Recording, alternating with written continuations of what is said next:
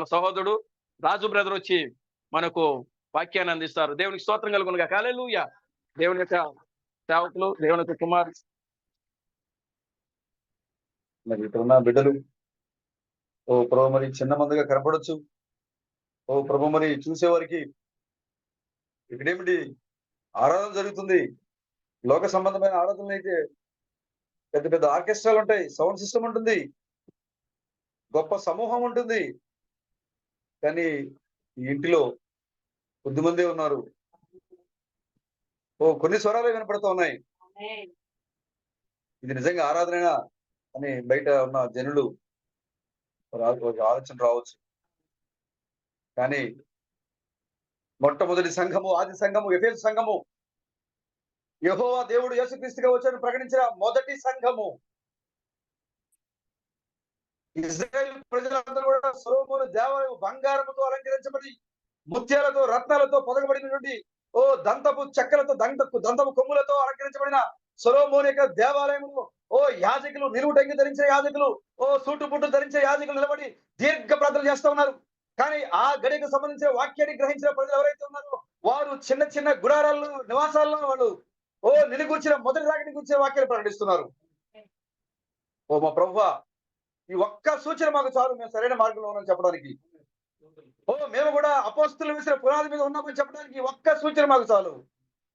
క్రైస్తవ ప్రపంచానికి పెద్ద పెద్ద మందిరాలు ఉన్నాయి, కానీ నిజమైన సియోను కుమార్తెకు ఓ ప్రభు మరి ఎక్కడ కూడి ఉంటే అదే దేవుని మందిరము, ఎక్కడ కలుసుకుంటే అదే దేవునికి నివాస స్థలము.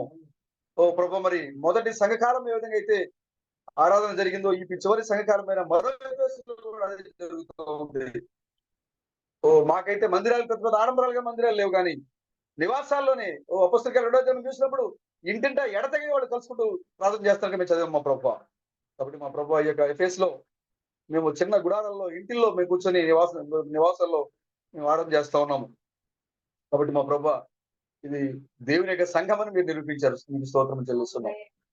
కాబట్టి నేను మరి సోదరి మాట్లాడిన కొన్ని మాటలు బట్టి మీకు వందనాలు. మేము ప్రభు మరి మేము దేని గురించి మాట్లాడుతున్నామో దాని మీద గురిని కలిగి ఉంటే సహాయం దయచేయండి, నిశ్చేదన కలిగి ఉంటే సహాయం దయచేయండి.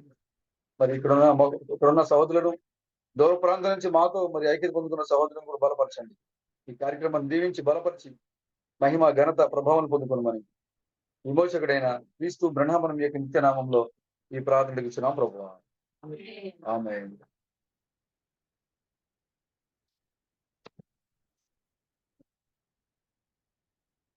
అందరికీ వందనాలు బ్రదర్. ప్రత్యేకంగా ఈ సమయంలో మధ్యలో ఉన్న సహోదరుడు మరి అనుకోకుండా మరి దేవుని యొక్క ప్రేరేపణ చేత మరి బయలుదేరి వచ్చిన సోదరుడు సాల్మన్ గారికి ప్రత్యేకంగా వందనాలు తెలియజేస్తున్నాను బ్రదర్. మీ ప్రేమను బట్టి మేము ప్రభువుని ఎంతగానో సంతోషిస్తూ ఉన్నాం బ్రదర్. ప్రభువుని బట్టి ప్రభునందు చెప్పినా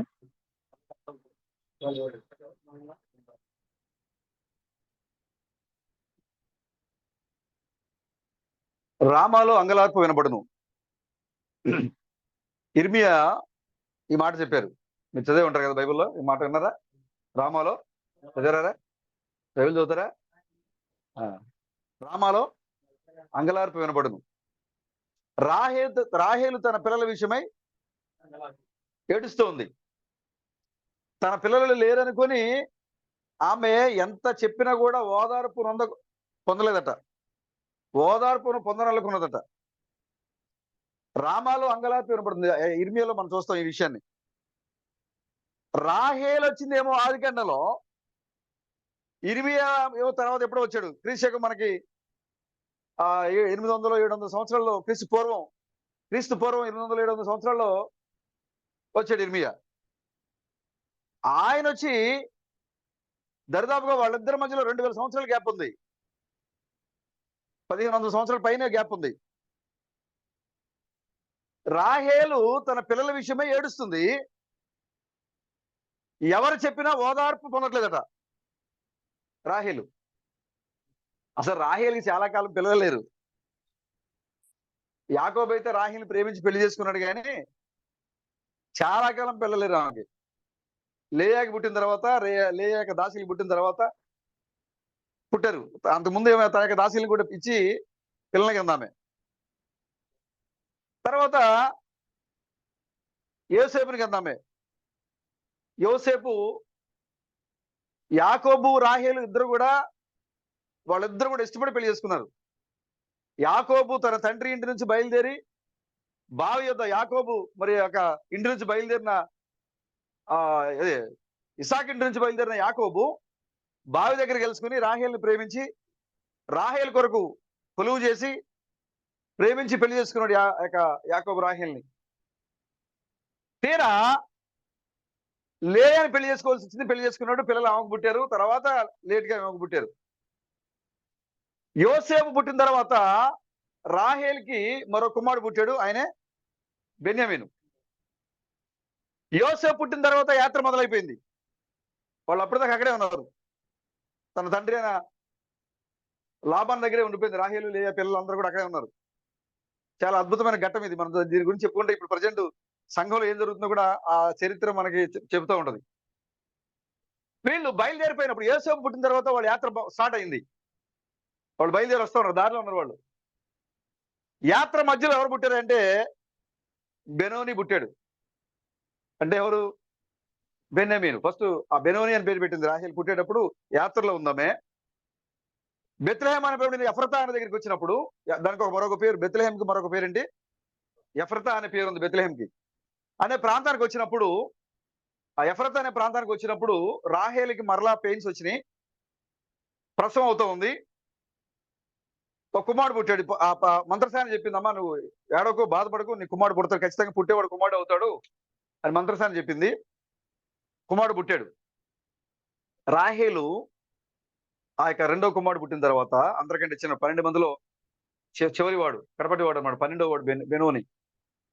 ఆమె ఏం పేరు పెట్టిందంటే బెనోని అని పేరు పెట్టింది. రాహేల్ ఒక పేరు పెట్టింది అతనికి, చిన్న కుమారుడికి. ఏమని?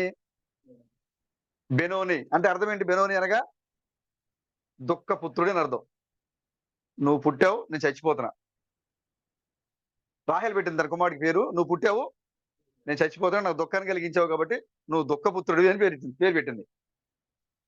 ఆ చనిపోయిన తర్వాత యాకోబు ఏం చేస్తాడంటే, ఇతను బెనోని కాదు, ఇతను బెన్యామీను. ఇతను దుఃఖం కలిగించేవాడు కాదు, ఇతను ఏడిపించేవాడు కాదు, ఇతను ఎవరు? బెన్యామీను అని పేరు మార్చాడు. బెనోని బెన్యామీన్ అయ్యాడు. బెనోని అనగా అర్థం ఏంటి? విన్నారు బాగా?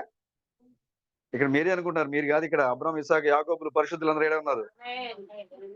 నా పక్కన చాలా ఖాళీ ఉంది అనుకున్నాం. వాళ్ళు ఇరికిరికి కూర్చున్నారు. ఇక్కడ వాళ్ళు ఇరికిరికి కూర్చున్నారు. అబ్రాహాంతో యాకోబు చూస్తున్నాడు, అన్న కొంచెం జరగన్నా. గబ్రియల్, మిఖాయేలు మాట్లాడుకున్నారు, కొంచెం సైలెంట్ గా ఉండి మాట్లాడుకో. ఇదంతా ఇక్కడ జరుగుతుంది. అదొక డైమెన్షన్, అది మనం చూడలేం ఇప్పుడు. ఇక్కడ జరుగుతుంది ఇప్పుడు. అది మన యొక్క మాటలు వినడానికి పరిశుద్ధ దూతల సముదాయం దిగి వచ్చింది ఇక్కడికి. ఇప్పుడు దేవుని యొక్క మందిరంలో ఉన్నప్పుడు జాగ్రత్తగా ఉండాలి. మన యొక్క తలంపులు బయటికి వెళ్ళటం లేదు, ఇక్కడే ఉండాలి. మీరు ఇక్కడ నిలబడినప్పుడు, లేదా మీరు కూర్చున్నప్పుడు, ఇక్కడ నిలబడే వర్తమానికుడికి కావాల్సింది మీరు కాదు, మీ లోపల ఉన్నది మీ లోపల మరొకటి ఉందిగా. ఇక్కడ కూర్చుని బ్లెస్సీ కూర్చుంది, ఇక్కడ శరీరం బ్లెస్సీ ఉంది ఇక్కడ, కానీ ఇంకో బ్లెస్సీ ఉంది లోపల. మాకు కావాల్సింది ఇక్కడ కూర్చున్న బ్లెస్సీ కాదు, లోపల ఉన్న బ్లెస్సీ కావాలి. ఎందుకంటే ఆ లోపల ఉన్న బ్లెస్సీకి కావాలి ఈ వాక్యము. కాబట్టి మీరు అనుకుంటున్నారు ఇక్కడ 4-5 కాదు, ఇక్కడ వేల సమూహం ఉంది. ఇక్కడ పరిశుద్ధ దూతలు, సెరూపులు, కెరూబులు, పరిశుద్ధులు అందరూ కూర్చున్నారు.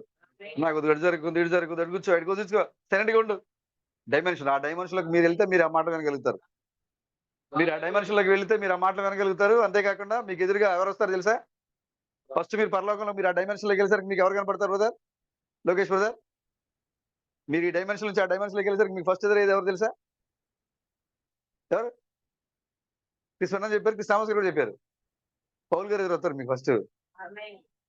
మీరు ఆ డైమెన్షన్ లోకి అడుగు పెట్టడంతోనే మీకు కనపడే మొట్టమొదటి సహోదరుడు ఎవరై అంటే పౌల్ గారే.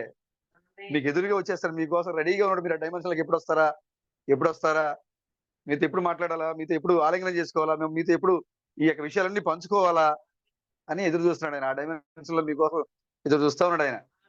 మీరు ఎప్పుడైతే ఆ డైమెన్షన్ లోకి మీరు వెళ్ళారో, అక్షయం ధరించుకుంటుందో, ఈ యొక్క దీనమైన శరీరం పైన మహిమ గల శరీరం మనం ధరించుకుంటామో, అప్పుడు మనం వాళ్ళని చూడగలుగుతాం. వాళ్ళు ఎక్కడ లేరు, మన పక్కనే ఉన్నారు వాళ్ళు, మనం చూడలేకపోతున్నాం. వాళ్ళు మన మాటలు వినగలుగుతున్నారు, కానీ మనం వాళ్ళ మాటలు వినలేకపోతున్నాం. మీరు ఆ డైమెన్షన్ లోకి వెళ్ళేసరికి ఎదురుగా పౌలు గారు వచ్చి షేక్ హ్యాండ్ ఇచ్చి ఆలింగనం చేసుకుని, జేరే బ్రదర్, రెండో గుడారానికి వెళ్ళే మార్గం నాకు తెలియలేదండి. అవును కదా, హెబ్రీ పత్రిక 9వ అధ్యాయం రాసింది కదా. ఏమన్నాడు పౌలు గారు?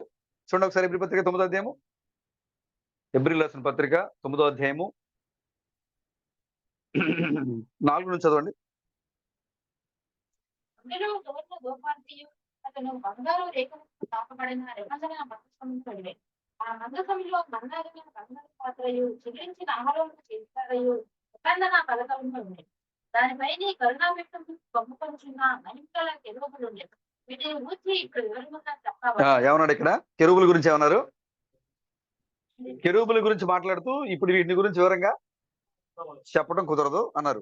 తర్వాత అది రాహు ఏర్పరచబడినప్పుడు యాజకుడు సేవ చేయకు నిత్యమును ఈ మొదటి గుడారంలోనికి వెతుకులు గాని సంవత్సరంలో ఒక్కసారి మాత్రమే ప్రధాన యాజకుడు ఒక్కడే రక్తం చేత పట్టుకుని రెండవ గుడారంలోనికి ప్రవేశించింది.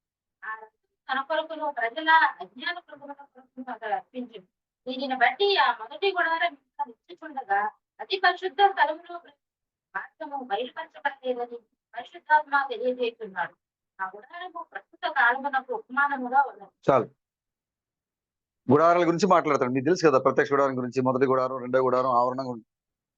ఆ యొక్క లోపల ఉన్నటువంటి కెరూబుల గురించి మాట్లాడుతూ పౌలు గారు అన్ని మీరు బాగా గుర్తుపెట్టుకోవాల్సింది ఏంటంటే, నిబంధన మందసం గురించి మాట్లాడింది మొట్టమొదటిగా సీనాయి పర్వతం మీద దేవుడు మోషేతో మాట్లాడారు.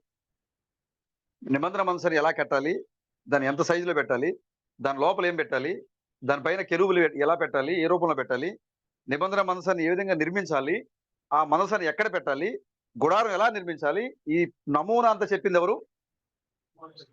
దేవుడు మేఘంలోనికి మోషేని తీసుకుని పోయి ఎన్ని రోజుల తర్వాత తీసుకెళ్ళి మేఘంలోనికి మోషేని? 7 రోజులు. 6 రోజులు మోషే ఒక్కడే మేఘంలో ఉన్నాడు, దేవుడికి దూరంగా ఉన్నాడు మోషే. 7వ రోజున మోషే మేఘంలోకి వెళ్ళిపోయాడు.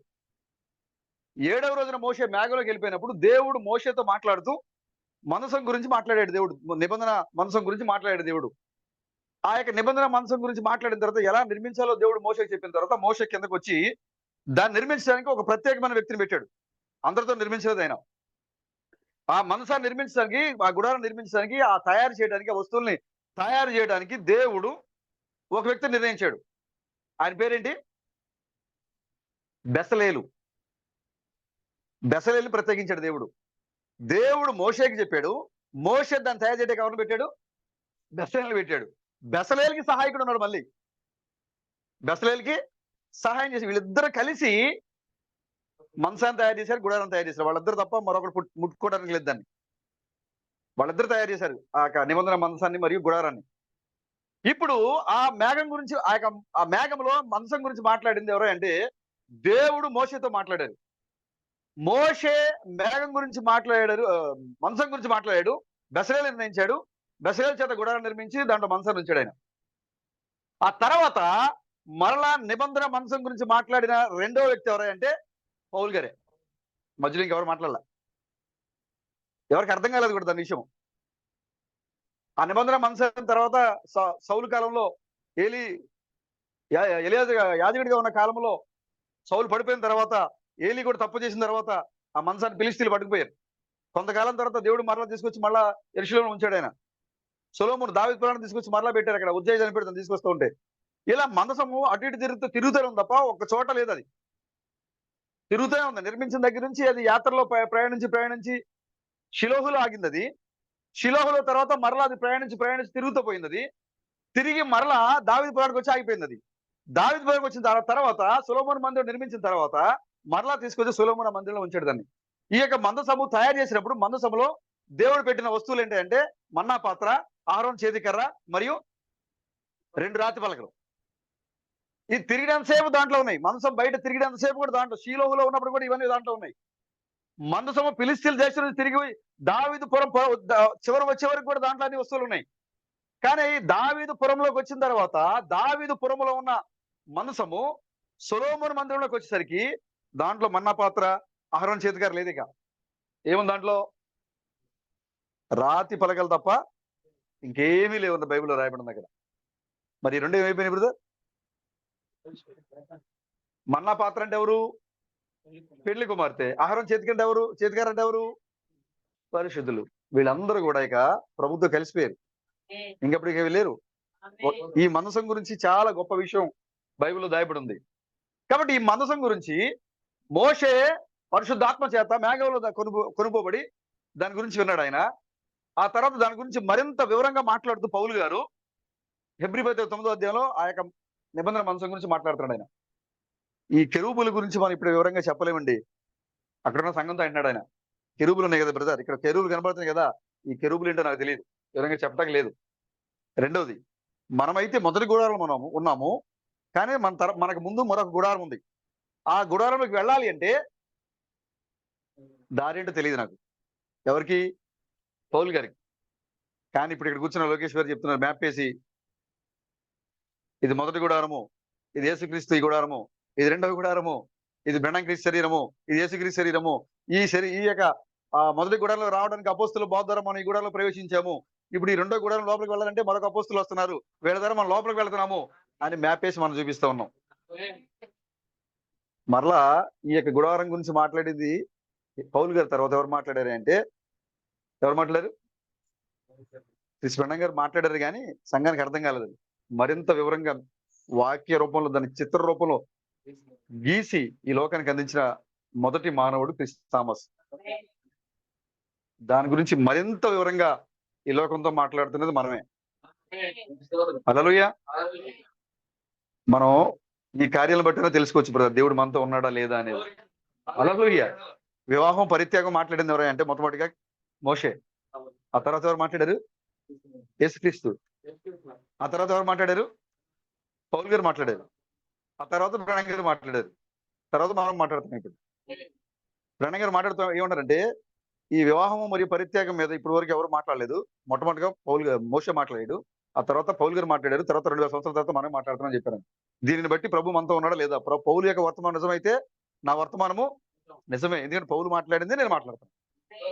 ఇప్పుడు మనం చెప్పే ఈ యొక్క వర్తమానము మనం భూ సంబంధమైన వర్తమానం. మనం మోషే వలె మనం కూడా మేఘంలోనికి 1963 సంవత్సరంలో దిగి వచ్చిన ఆ యొక్క మేఘంలోనికి మనం కొనుక్కోబడ్డాం. కాబట్టి ఆ మోషే మేఘంలో కొనుక్కోబడి ఆ యొక్క నిబంధన మందసము గుడారము దాని యొక్క అర్థం ఏమిటో తెలుసుకుని కిందకి దిగి వచ్చి దాన్ని తయారు చేయడానికి ఒక పరిశుద్ధమైన మానవుడిని మరి మోషే నిర్ణయించినట్లుగానే ఈ యొక్క 63వ సంవత్సరంలో నిజమైన మోషే నిజమైన క్రీస్తు బ్రహ్మము ఈ లోకంలో ఉన్నప్పుడు 7వ సంఘకాలంలో 7వ రోజున ఆ యొక్క మేఘంలో కొనుక్కోబడ్డాడు ఆయన 63వ సంవత్సరంలో.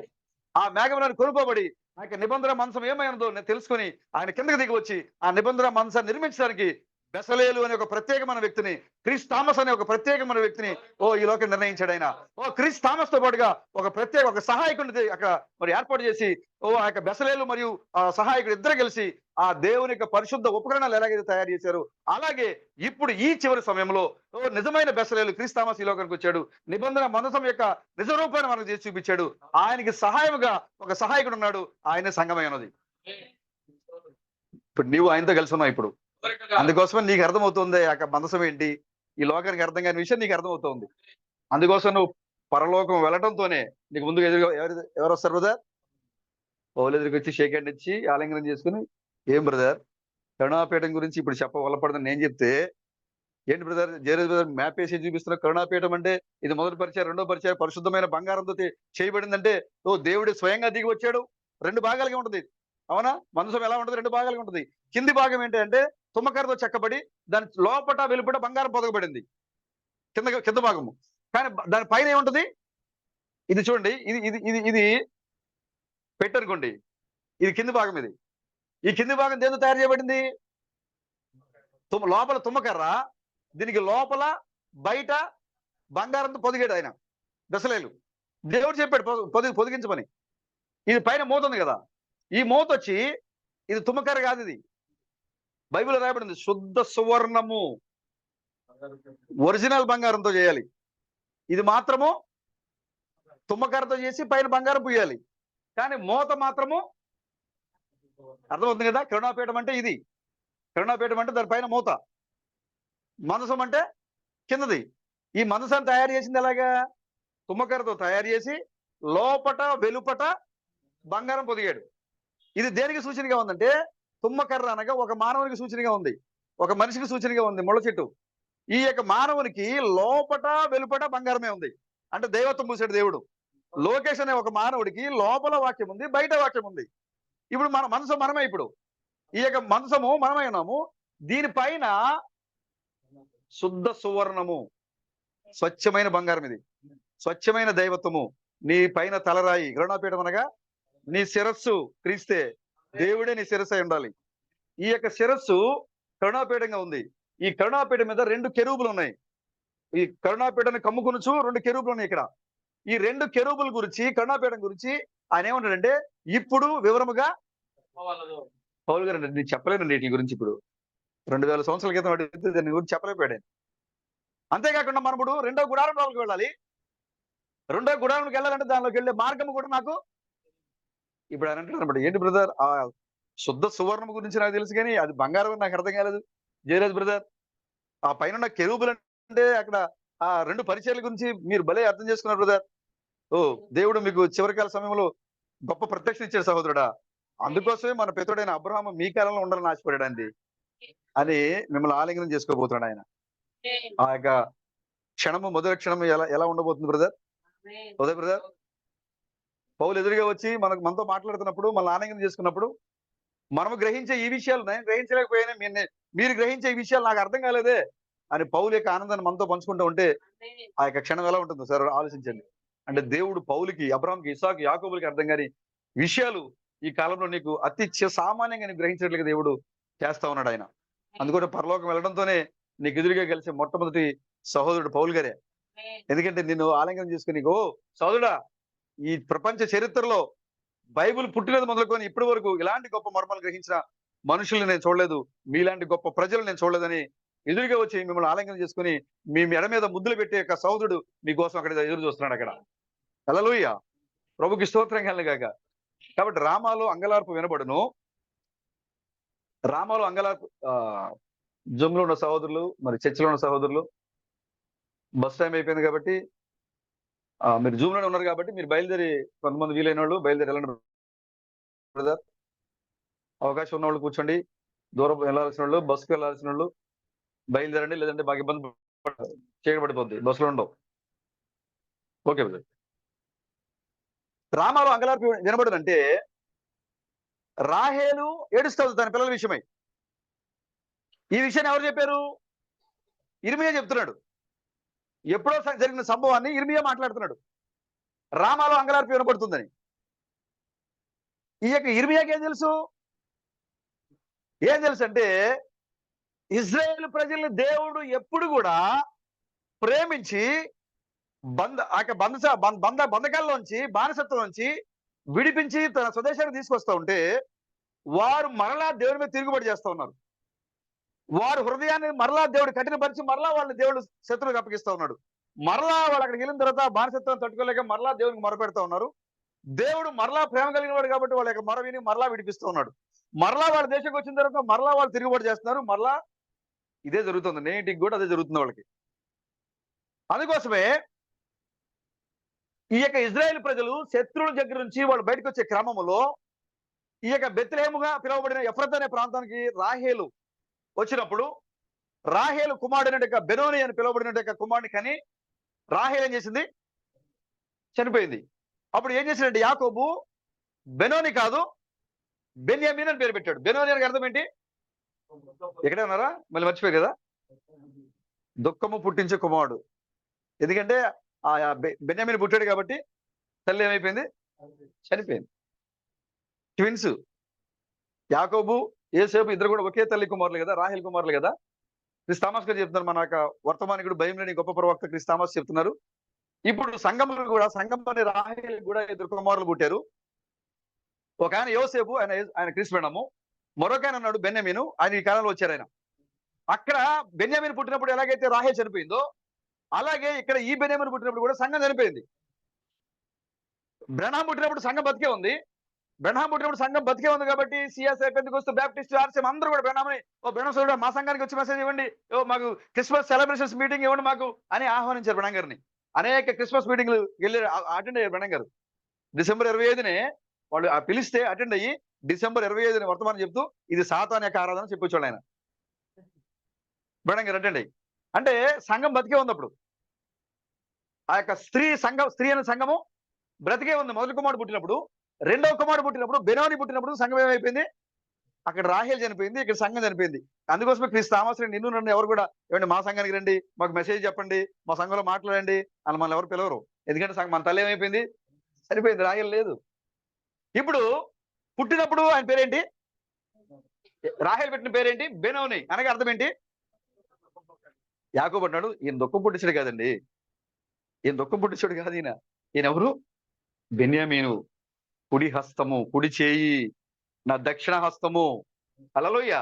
బెన్యామీను అనగా అర్థం ఏంటంటే కుడి హస్తము, కుడి చేయి, దక్షిణ హస్తము.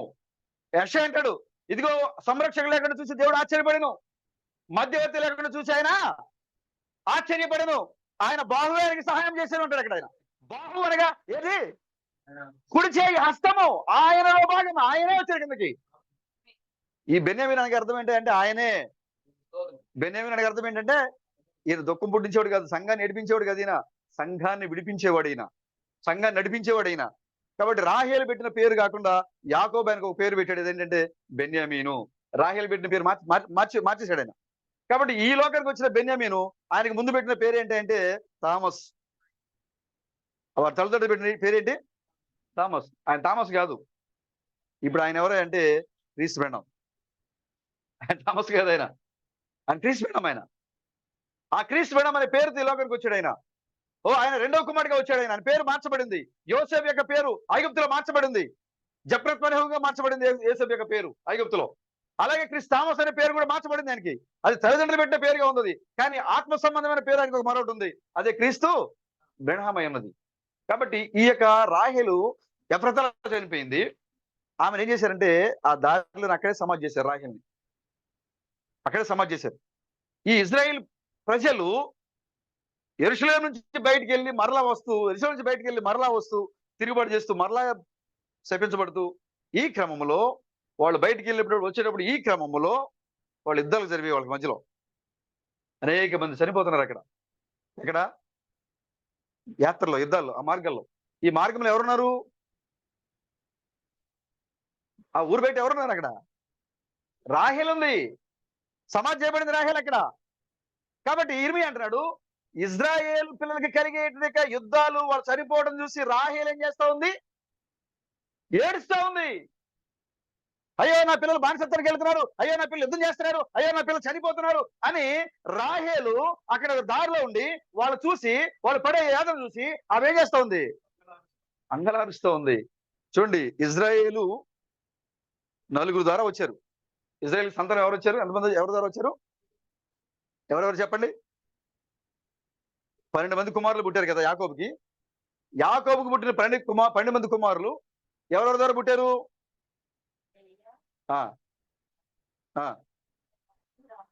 రాసి పేర్లు: బిల్హా, జిల్పా. నలుగురు. లేయా, రాహేలు ఇద్దరు భార్యలు యాకోబుకి. రాహేలు యొక్క దాసి బిల్హా, లేయా యొక్క దాసి జిల్పా. వీళ్ళిద్దరు దాసీలు. మొత్తం ఈ నలుగురు ద్వారా ఎంతమంది పుట్టారు? 12 మంది కుమారులు పుట్టారు. నలుగురు తల్లులు ఉన్నారు అక్కడ, కానీ ఒకటే తండ్రి. తల్లులు మాత్రం నలుగురు ఉన్నారు, తండ్రి మాత్రం ఒక్కటే. వాళ్ళందరూ కలిపి ఏమని పిలిచారు? ఇజ్రాయేలు అని పిలిచారు. ఇప్పుడు రాహేలు వాళ్ళందరూ పిలిచి ఏమంటుంది? నా బిడ్డలే అంటుంది.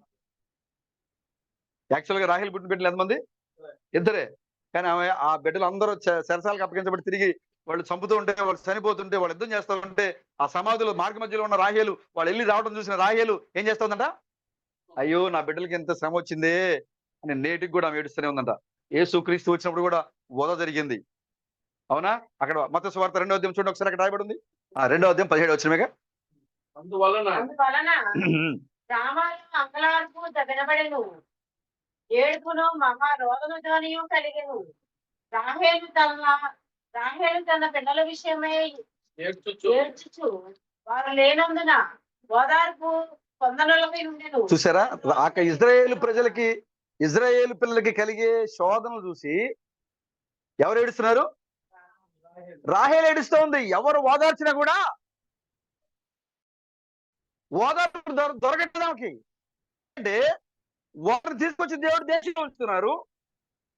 వారు మరలా శాపం, వాళ్ళు తప్పు చేస్తున్నారు, వారు మరలా బయటికి వెళ్ళిపోతున్నారు. వారు చివరి మజిలి 2000 సంవత్సరాలు, ఇదే చివరి మజిలి. యేసు క్రీస్తు వెళ్ళిపోయినప్పుడు 70 సంవత్సరాలకి టైటస్ చక్రవర్తి వచ్చారు, కొట్టబడి బయటికి వెళ్ళారు వాళ్ళు. 2000 సంవత్సరాలు బానిసలుగా ఉన్నారు వాళ్ళు. ఇప్పటివరకు అంత అన్ని సంవత్సరాలు ఎప్పుడు లేరు వాళ్ళు. ఎందుకంటే దేవుడు మానవుడిగా దిగి వస్తే ఆయన నమ్మలేదు కాబట్టి, దేవుడు క్రీస్తుగా దిగి వస్తే ఆయన వెంబడించలేదు కాబట్టి, వారు ఏమన్నారంటే ప్రభువా వీరిని క్షమించమని కేక వేస్తే వాళ్ళు ఏమన్నారంటే, ఓ ఈ యొక్క రక్తము మా మీదను, వాళ్ళ మాట అన్నందుకు ఆ యొక్క రక్తము 2000 సంవత్సరాలుగా వాళ్ళ మీద పోరాటం చేస్తూనే ఉంది. అంతకుముందు అయితే 400 సంవత్సరాలు ఐగుప్తులో వాళ్ళు ఉన్నది, ఆ తర్వాత 70 సంవత్సరాలే. ఆ తర్వాత చూస్తే మన సంవత్సరం 2 సంవత్సరాల్లో వాళ్ళు వెళ్ళి రావడం, యుద్ధం చేయడం జరుగుతూనే ఉంది. కానీ 2000 సంవత్సరాలు వాళ్ళు ఎందుకున్నారంటే, ఎందుకు వాళ్ళ దేశాన్ని విడిచిపెట్టి వాళ్ళు బయట ఉన్నారు, ఇప్పుడు ఎందుకు మరలా తిరిగి వచ్చి వాళ్ళు యుద్ధం చేస్తున్నారు తెలుసు కదా మీకు. ఇప్పుడు వాళ్ళు యుద్ధం చేస్తున్నారు ఇక్కడ వాళ్ళ భూభాగం కోసం. ఇప్పుడు తిరిగి వచ్చారు వాళ్ళు. ఎందుకు అంటే మా మీదను మా పిల్లల మీదను మీ యొక్క రక్తం ఉండను కాక అన్నారు వాళ్ళు. ఎందుకంటే దేవుడు మానవుడిగా దిగి వస్తే ఆయన నమ్మలేదు వాళ్ళు. చూసారా, మానవ శరీరంలో వచ్చి పరిశుద్ధమైన దేవుడు మానవుడిగా దిగి వస్తే ఆయన ఏమన్నాడు, నన్ను దూషిస్తే మీకు క్షమాపణ ఉందని చెప్పాడు యేసుక్రీస్తు. నన్ను ఏమనంటే మీకు క్షమాపణ ఉంది, కానీ పరిశుద్ధాత్మ రాబోతుంది, దాన్ని దూషిస్తే మీకు లేదు.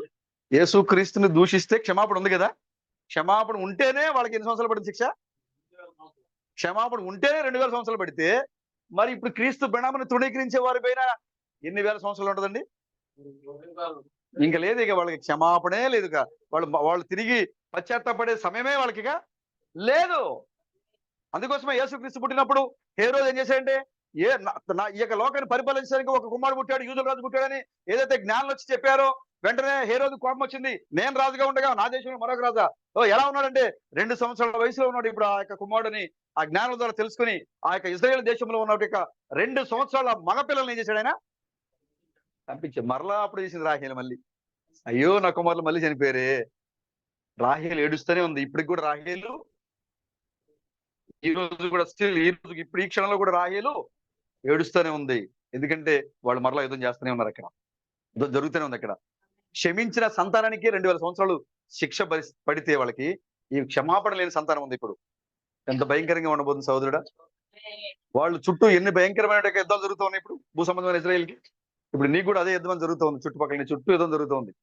అయినా విజయము వారిది, కారణము యెహోవా వాళ్ళ పక్షాన ఉన్నాడు. ఇప్పుడు మన పక్షాన క్రీస్తు ఉన్నారు ఇప్పుడు ఇక్కడ. కాబట్టి ఈ యొక్క పోరాటంలో, ఈ యొక్క యుద్ధంలో విజయం మందే. చూడడానికి మనం పడిపోయినట్టు కనపడచ్చు, బలహీనంగా కనపడవచ్చు. ఓ సాధారణ పని అయిపోయింది, ఆయన ఓడిపోయాడు అనిపిస్తుంది లోకానికి. కానీ ఆయన చివరి క్షణంలో, జారిపోయిన చివరి క్షణంలో లేస్తాడని నా ప్రభువుకు తెలుసు. కాబట్టి నీ మీద నమ్మకం ఉంచాడు ఆయన. చెప్తూ ఉంటారు వీళ్ళందరూ, అయిపోయింది బ్రదర్, మీ కుమారుడు సాల్మన్ పడిపోయాడు. లేదు లేదు, చూడండి చివరి వరకు చూడండి. ముగింపు సమయం లేచి ఆయన నిలబడుతున్నాడు. ఆయన మళ్ళా అది ఎవరికి తెలుసు అండి? ప్రభువుకు మాత్రమే తెలుసు. అంత గొప్ప వాక్యాన్ని ఇచ్చాడు కాబట్టి పౌలు మీకోసం ఎదురు చూస్తున్నాడు అక్కడ మరో డైమెన్షన్ లో. ఆ డైమెన్షన్ లోకి ఎప్పుడైతే నువ్వు అడుగు పెడతావు, ఎదురుగా వచ్చి నిన్ను ఆలింగనం చేసుకోబోతున్నాడు. ఆయన 10,000 ఆత్మలు రక్షించిన ఆయన, ఖండాంతరాలు తిరిగి సువార్త చేసిన ఆయన, ఆ యొక్క మంటల్లో చేయి పెట్టితే పాపకరమైన సర్పం గరిచింది ఆయన్ని, కానీ మరణాన్ని జయించాడు ఆయన. అవునా? చేయిని విదిలించుకున్నాడు కానీ చనిపోలేదు ఆయన. వాళ్ళు అనుకుంటారంట ఇతను చాలా పాపి అయి ఉంటాడు, ఇతను వాడ బద్దలైపోయి నీళ్ళలో పడిపోయి చనిపోవాల్సింది, కానీ ఏదో అదృష్టం కొద్ది బతికి బయటకు వచ్చాడు. ఇప్పుడు ఈ యొక్క మంటలో చేయి పెడితే ఏం గరిచింది? చాలా పాపిష్టి ఉంటాడు, మరణం ఇతను పట్టుకుని తిరుగుతూ ఉంది, ఇక చచ్చిపోతాడు, నోట్లోంచి బురద వస్తుంది, కళ్ళు తిరిగిపోతూ ఉంటాయి, పడిపోతాడని ఆయన వైపే చూస్తాడట. ఎంతసేపటికి కూడా పడిపోవడం చూసి, ఓ ఇతను ఎవరు? దేవదూతల కుమారుడైన పౌలు అంటాడు. ఆయన ఏ మామూలు వ్యక్తి కాదు ఈయన. హల్లెలూయా. తోటి ఒక వర్తమానం కింద ఉన్న పౌలుకే మరణం లేకుండా ఆ విధంగా ఉంటే, ఇప్పుడు రక్షణ మరియు విమోచన పొంది నిజమైన మరి 7 గురువుల యొక్క రహస్యాన్ని పొందుకున్న నీవు ఎంత గొప్పగా ఈ లోకంలో ఉండబోతున్నావు చూడండి సహోదరుడా. హల్లెలూయా. ఆ యొక్క చివరి సమయంలో ఆ యొక్క రామాలో ఉన్న అంగలార్పు ఆగిపోబోతుంది. ఒకసారి చూడండి ఇర్మియా గ్రంథం, ఒకసారి చూడండి ఇర్మియా 31 అధ్యాయము 21 వచనం. ఇశ్రాయేలు కుమారి ఆ సరిహద్దులను పాటించుము, దోవచూట స్తంభములను నిలవబెట్టుము. నీవు వెళ్ళిన రాజమార్గము తట్టు నీ మనసు తిరుగుము. ఈ పట్టణం తిరిగి రమ్ము. నీవు ఎన్నాళ్ళు ఇటు అటు చుట్టలాడుతూ విశ్వఘాతురాల విశ్వాసఘాతుకురాల యెహోవాని దేశంలో నూతనమైన కార్యమును జరిగిస్తున్నాడు. స్త్రీ పురుషుని ఆవరించు. చాలు, తర్వాత మీరు ఇంటికి వెళ్ళిన తర్వాత మీరు చూడండి. ఇక్కడ రామలో రాహేల్ అంగలారుస్తుంది కదా, ఇజ్రాయేల్ అయ్యో నా బిడ్డలకి ఎప్పుడు శ్రమలే వస్తామని ఏడుస్తుంది కదా. ఇప్పుడు ఇక్కడ దేవుడు ఏమంటున్నాడంటే, ఇక్కడ ఇజ్రాయేల్ కుమారి నీ సరిహద్దురాళ్లను ఎప్పుడు సరిహద్దురాళ్ళు పాతాం మనం? సరిహద్దురాళ్ళు మనం ఎప్పుడు వేస్తాం? మొత్తం అంతా అయిపోయి ఈ ల్యాండ్ నాది అని నీకు పట్టా వచ్చేసిన తర్వాత ఇక వేరే వాళ్ళు దీంట్లో రాకూడదని నువ్వేం చేస్తావు? నీ బౌండరీస్ చేసుకుంటావు, రాళ్ళు చేసుకుంటావు కదా. ఇప్పుడు దేవుడు చెప్తున్నాడు, ఇక రామాలు అంగలాపి ఇక వినపడదు. ఇక ఇజ్రాయేల్ నేను ఇక దోష శిక్ష నేను బయటికి పంపను, నేను ఇక వాళ్ళని శిక్షించను. వారు తమ దేశంలోనే ఉంటారు, వారు అబ్రహాంకి ఇచ్చిన దేశంలోనే ఉంటారు. కాబట్టి సియోను ఇజ్రాయేల్ కుమారి నీ సరిహద్దులో రాళ్ళను పాపుకో. ఇక నువ్వు బయటికి వెళ్ళదు. ఇక నీ దేశాన్ని శాశ్వతంగా నీకు ఇచ్చేస్తాను నేను. ఇక నీకు ఏ శ్రమ రాదు. ఇక నీకు ఇజ్రాయేల్ కుమారి సరిహద్దురాలను పాతము. ఇంకా నువ్వు బయటికి వెళ్ళే పని లేదు బ్రదర్. ఇక నువ్వు ఇక నిశ్చింతగా నీ స్వాస్థ్యము పంచబడింది, నీ బౌండరీస్ కేటాయించబడ్డాయి. ఇక నువ్వు బయటికి వెళ్ళే పని లేదు. ఇక ఇప్పుడు దాకా నువ్వు వ్యాధులతో, మరణాలతో, దుఃఖాలతో, కన్నీటితో, అన్నిటితో నువ్వు బాధపడుతూ వచ్చావు. కానీ ఇప్పుడు నీకు లేదు. ఇక నీ సరిహద్దులో నీకు లెక్క. దేవుడు నీ సరిహద్దు, నీ బౌండరీస్ ని కేటాయించేశాడు ఆయన. ఇక నీకు ఎక్కడి వరకు ఉందో నీ బౌండరీస్ లో నీ సరిహద్దు రాదు, నువ్వు బాలుకో. ఇక నీ స్వాస్థ్యాన్ని స్వాధీనం చేసుకోక ఆయన ఏమంటాడు చూడండి, దోవ చూపు స్తంభములను నిలవబెట్టించుము. దారి చూపించే స్తంభాలు. ఇంకా నువ్వు ఎటు నుంచి వచ్చావో, ఎటు వెళ్ళావో ఇవన్నీ కూడా ఆ దారి వైపు చూపించే స్తంభాలు ఉంటాయి. చూసే ఉంటారు కదా, ఇది ఈ మార్గము. ఎందుకంటే అది శాశ్వతమైన మార్గం. స్థలం అది, నివాస స్థలం అది. సియోను కుమారికి ఇవ్వబడిన స్థలము లేదా ఇజ్రాయేల్ కుమారికి ఇవ్వబడిన స్థలము శాశ్వతమైంది. స్తంభాలు పాతిన స్థలము. దానికి వెళ్ళడానికి నీకు దోవ చూపే స్తంభాలు పెట్టేసి నువ్వు ఇక ఇదిగో ఈ మార్గంగా వెళితే కనుక నువ్వు ఇజ్రాయేల్ దేశానికి వెళ్ళిపోతావు, ఈ మార్గానికి వెళితే కనుక నువ్వు సియోన్లోకి వెళ్ళిపోతావు. అది దోవ చూపేటువంటి మార్గం చూపించే స్తంభాలు. అది ఎలాంటి మార్గం అంటే చూడండి, నిలవబెట్టుము. నీవు వెళ్ళిన రాజమార్గము తట్టు.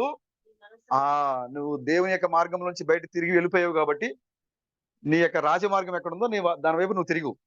నువ్వు అక్కడికి వచ్చేయి. ఇది రాజమార్గం అని దోవ చూపించే స్తంభాలని ఎర్ర మార్క్స్ పెట్టుకుందాం కదా. ఇది మా ఇంటికి దారి, ఇది మా ఊరికి దారి పెట్టుకుంటారా మీరు? కదా పెడతారు కదా. మీరు పెట్టమని గవర్నమెంట్ పెడతారు కదా. ఇది విజయవాడకి దారి, ఇది టీనరసాపురం వెళ్ళడానికి దారి, ఇది హైదరాబాద్కి వెళ్ళే దారి పెడతారు కదా. ఇప్పుడు దేవుడు చెప్తున్నాడు, ఇక నీ బౌండరీస్ లెక్క అయిపోయింది. ఇక నువ్వు బానిసత్వానికి వెళ్ళను. ఇక నీ యొక్క దేశంలో నువ్వు స్వేచ్ఛగా ఉంటావు నీవు. కాబట్టి నీ దేశానికి దోవ చూపే మార్గాలు పెట్టించు. అది ఎలాంటి దేశం అంటే, అది ఎలాంటి మార్గం అంటే రాజమార్గం. అది రాజమార్గం. అది ఇంక మీరు ఎన్నాళ్ళని బట్టి కట్టి తిరుగుతారు. మీరు తిరుగుము, నీ పట్టణంలోకి తిరిగి రమ్ము.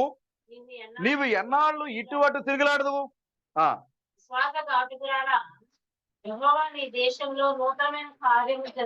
దేవుని ఎడల దేవుడు నీ సంఘానికి నడిపిస్తే కూడా నువ్వు నమ్మకంగా ఉండలేవు, సంఘంలో తప్పు చేస్తా ఉన్నావు.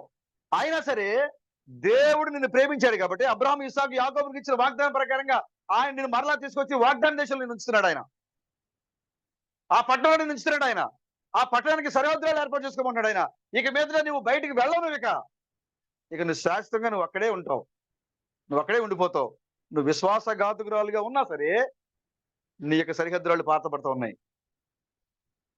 ఇజ్రాయేల్ వాళ్ళు పడిపోయి ఉన్నారు అక్కడ, కానీ వాళ్ళ పక్షాన్ని యుద్ధం ఎవరు చేస్తున్నారు? ఇప్పుడు వాళ్ళ సరిహద్దురాళ్ళు ఎవరు వాళ్ళు పాతున్నారు. ఇప్పుడు ఇజ్రాయేల్ బౌండరీస్ ఎవరు వేస్తున్నారు అక్కడ?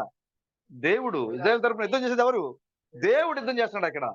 వారి యొక్క సరిహద్దురాలను పాతి పెడతా ఉన్నాడు. ఎందుకంటే అది అబ్రాహాం యొక్క పట్టణం. అది అబ్రాహాం యొక్క పిల్లలకి మాత్రమే వర్తిస్తుంది. అది ఎవరికి పడితే వాళ్ళకి ఇవ్వడానికి కాదు. అది అబ్రాహాం యొక్క సంతానికే వర్తిస్తుంది. అది కాబట్టి ఆయన అంటున్నాడు, నువ్వు ఇటు అటు తిరిగి టైం వేస్ట్ చేసుకోదు, నీ పట్టణానికి తిరిగి రమ్ము. ఎన్నాళ్ళ మటుకు ఇటు అటు తిరిగిలాడదు, విశ్వాసఘాతుకురాలా. ఎందుకంటే యెహోవా నీ దేశములో నూతనమైన కార్యం జరిగించబోతున్నాడు దేవుడు. హల్లెలూయా. ఆ యొక్క నూతన కార్యము ఇప్పుడు ఇక్కడ సంఘంలో జరుగుతోంది. ఇది తిరిగి ఎక్కడికి వెళ్తున్నా నూతన కార్యము? ఇజ్రాయేల్కి వెళ్తా ఉందా నూతన కార్యము. ఇక మీరు వచ్చేసండి, బౌండరీస్ లెక్కించబడ్డాయి, మీ యొక్క సరిహద్దులు నిర్ణయించబడ్డాయి. ఇక మీరు తిరిగి మీ దారికి మీరు ఎటువైపు ఉన్నారో మీ యొక్క దేశానికి మీరు రాజమార్గాన్ని ఏర్పాటు చేసుకుని మీ దేశానికి వచ్చేయండి. ఓ దేవుడు మీ దేశంలో నూతన కార్యం చేయబోతున్నాడు. హల్లెలూయా.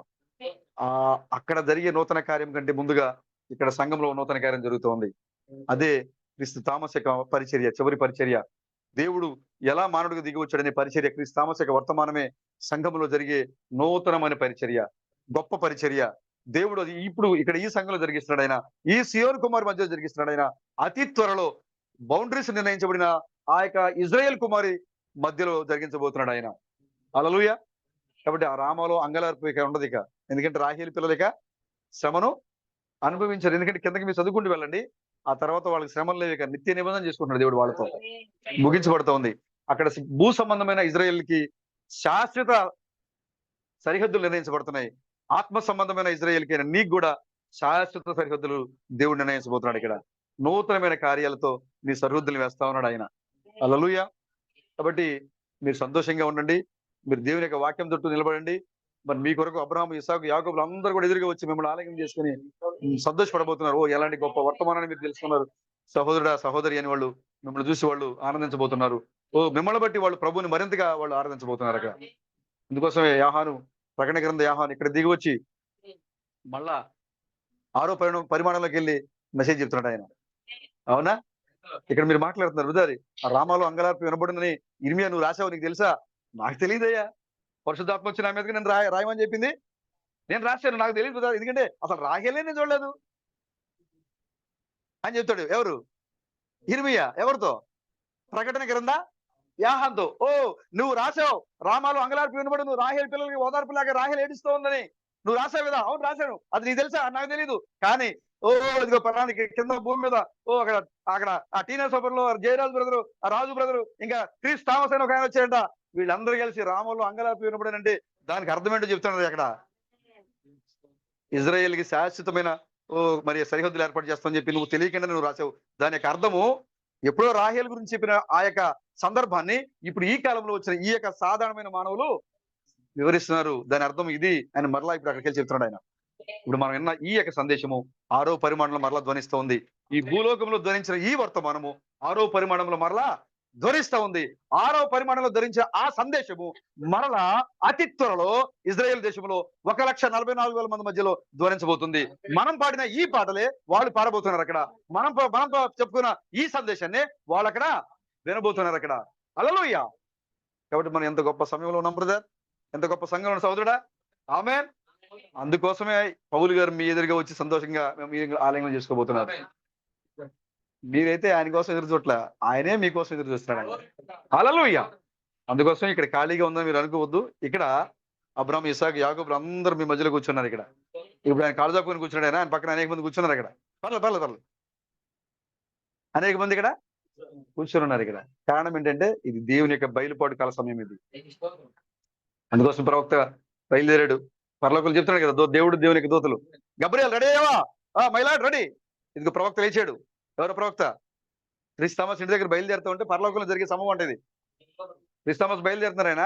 ఓ గబ్రియలు ప్రవక్త లేచాడు. మైలాడ్ ఐఎమ్ రెడీ. ఇగో ప్రవక్త ఆటో ఎక్కాడు. ప్రవక్త బ్యాగ్ తగిలించుకున్నాడు. రెడీ ప్రభు, మేము రెడీగా ఉన్నాం. ఓ మిఖాయేలు, రఫాయేలు, గబ్రియలు, మాక్మంత్రి, ఎస్ ప్రభు, my lord ready, we are all ready వాళ్ళు చెప్తున్నారంట. ఓ ప్రవక్త వెళ్ళిపోతున్నాడు, సంఘానికి వెళ్ళిపోయాడు. ఓ ప్రవక్త దిగి సంఘంలోకి వచ్చే దానికంటే ముందే దేవుడు, దేవుని దూతలు, పరిశుద్ధులు, కెరూబులు, సెరూబులు మొత్తం దిగి వచ్చి వేలూరు సూపర్ చర్చిలో కూర్చున్నాయి అక్కడ. హల్లెలూయా. ఇప్పుడు ఈ చివరి సమయంలో నీ వచ్చే దానికంటే ముందుగానే ఈ సూపర్ చర్చిలో దేవుడు, దేవుని దూతలు, పరిశుద్ధులు అందరూ వచ్చి కూర్చున్నారు ఇక్కడ. కారణము మనం పంచుకునే ఈ యొక్క సందేశం కొరకు పరలోకం ఎదురు చూస్తా ఉంది. ఇది పరలోకము ఈ లోకానికి దిగి వచ్చి మన యొక్క మాటలు వింటా ఉంది ఇక్కడ. ఆమేన్.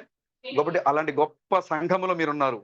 వాక్య నిర్లక్ష్యం చేయొద్దు, మీరు నిర్లక్ష్యంగా ఉండొద్దు. ముగింపు సమయంలో మీరు ఉన్నారు కాబట్టి భయభక్తుల్లో మరి దేవుడు ఏదైతే ఈ యొక్క చివరికాల సమయంలో మరి తన సంఘంలో ఉండి జరిగించమని ఆజ్ఞాపించారో ఆ యొక్క ప్రతి కార్యాన్ని మీరు వాక్యానుసారంగా చేసి ఆ గొప్ప ఎత్తబాటులు మీరు తెలుసుకోవాలని ప్రేమపూర్వకంగా మళ్ళీ కోరుతూ ఉన్నాను.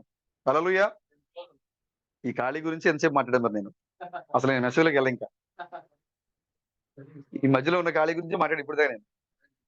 సరే, నేను కొన్ని విషయాలు మాత్రమే మాట్లాడి ముగిస్తాను. నేను పరిశుద్ధ గ్రంథం నుంచి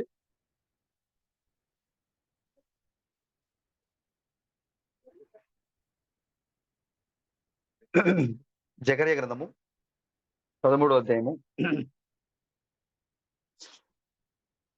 1వ వచనం.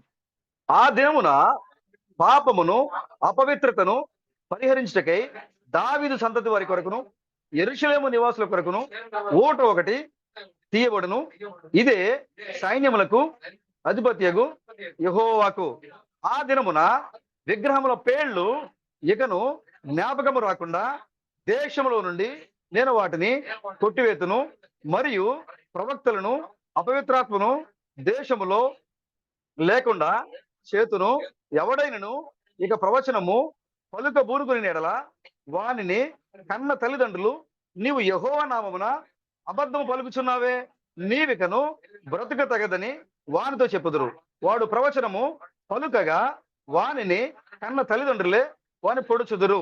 ఆ దినమున తాము పలికిన ప్రవచనములు బట్టి తమకు కలిగిన దర్శనమును బట్టి ప్రవక్తలు సిగ్గుపడి ఇకను మోసపరచకూడదని గొంగలు ధరించుట మానివేయుదురు.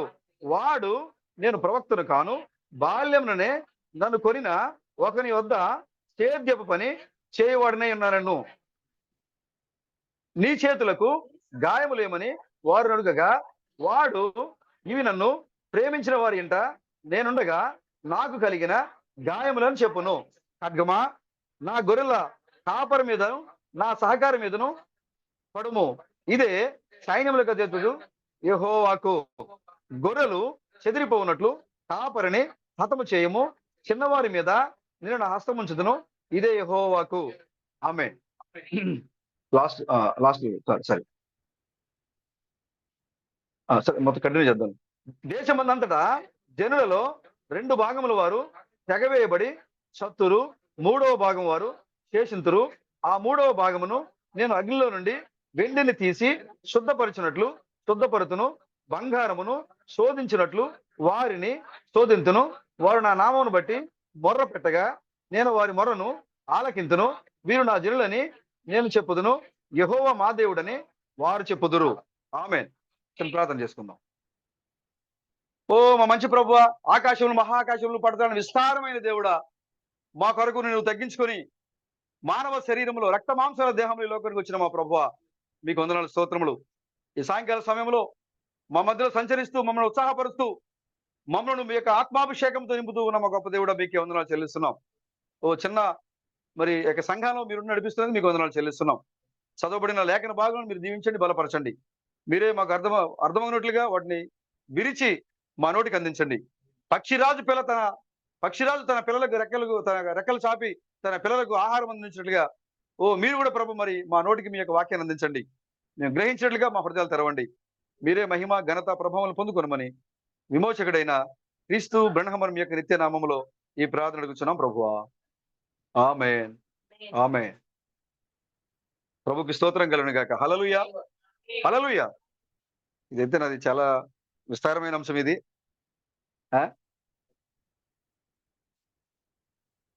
కొన్ని మాటలు మనం చూద్దాం. ప్రభు చిత్తం అయితే మరలా మనం కలిసినప్పుడు మనం మళ్ళా పూర్తి చేద్దాం. సియోను కొరకు తీయబడిన ఓట అంశం పేరు. నేను పెట్టిన అంశం ఏంటంటే సియోను కొరకు తీయబడిన ఓట అని నేను చెప్తున్నాను. కానీ మీరు రాసుకునేటప్పుడు మీ పేరు రాసుకోండి. అక్కడ సియోన్ అంటే ఎవరు?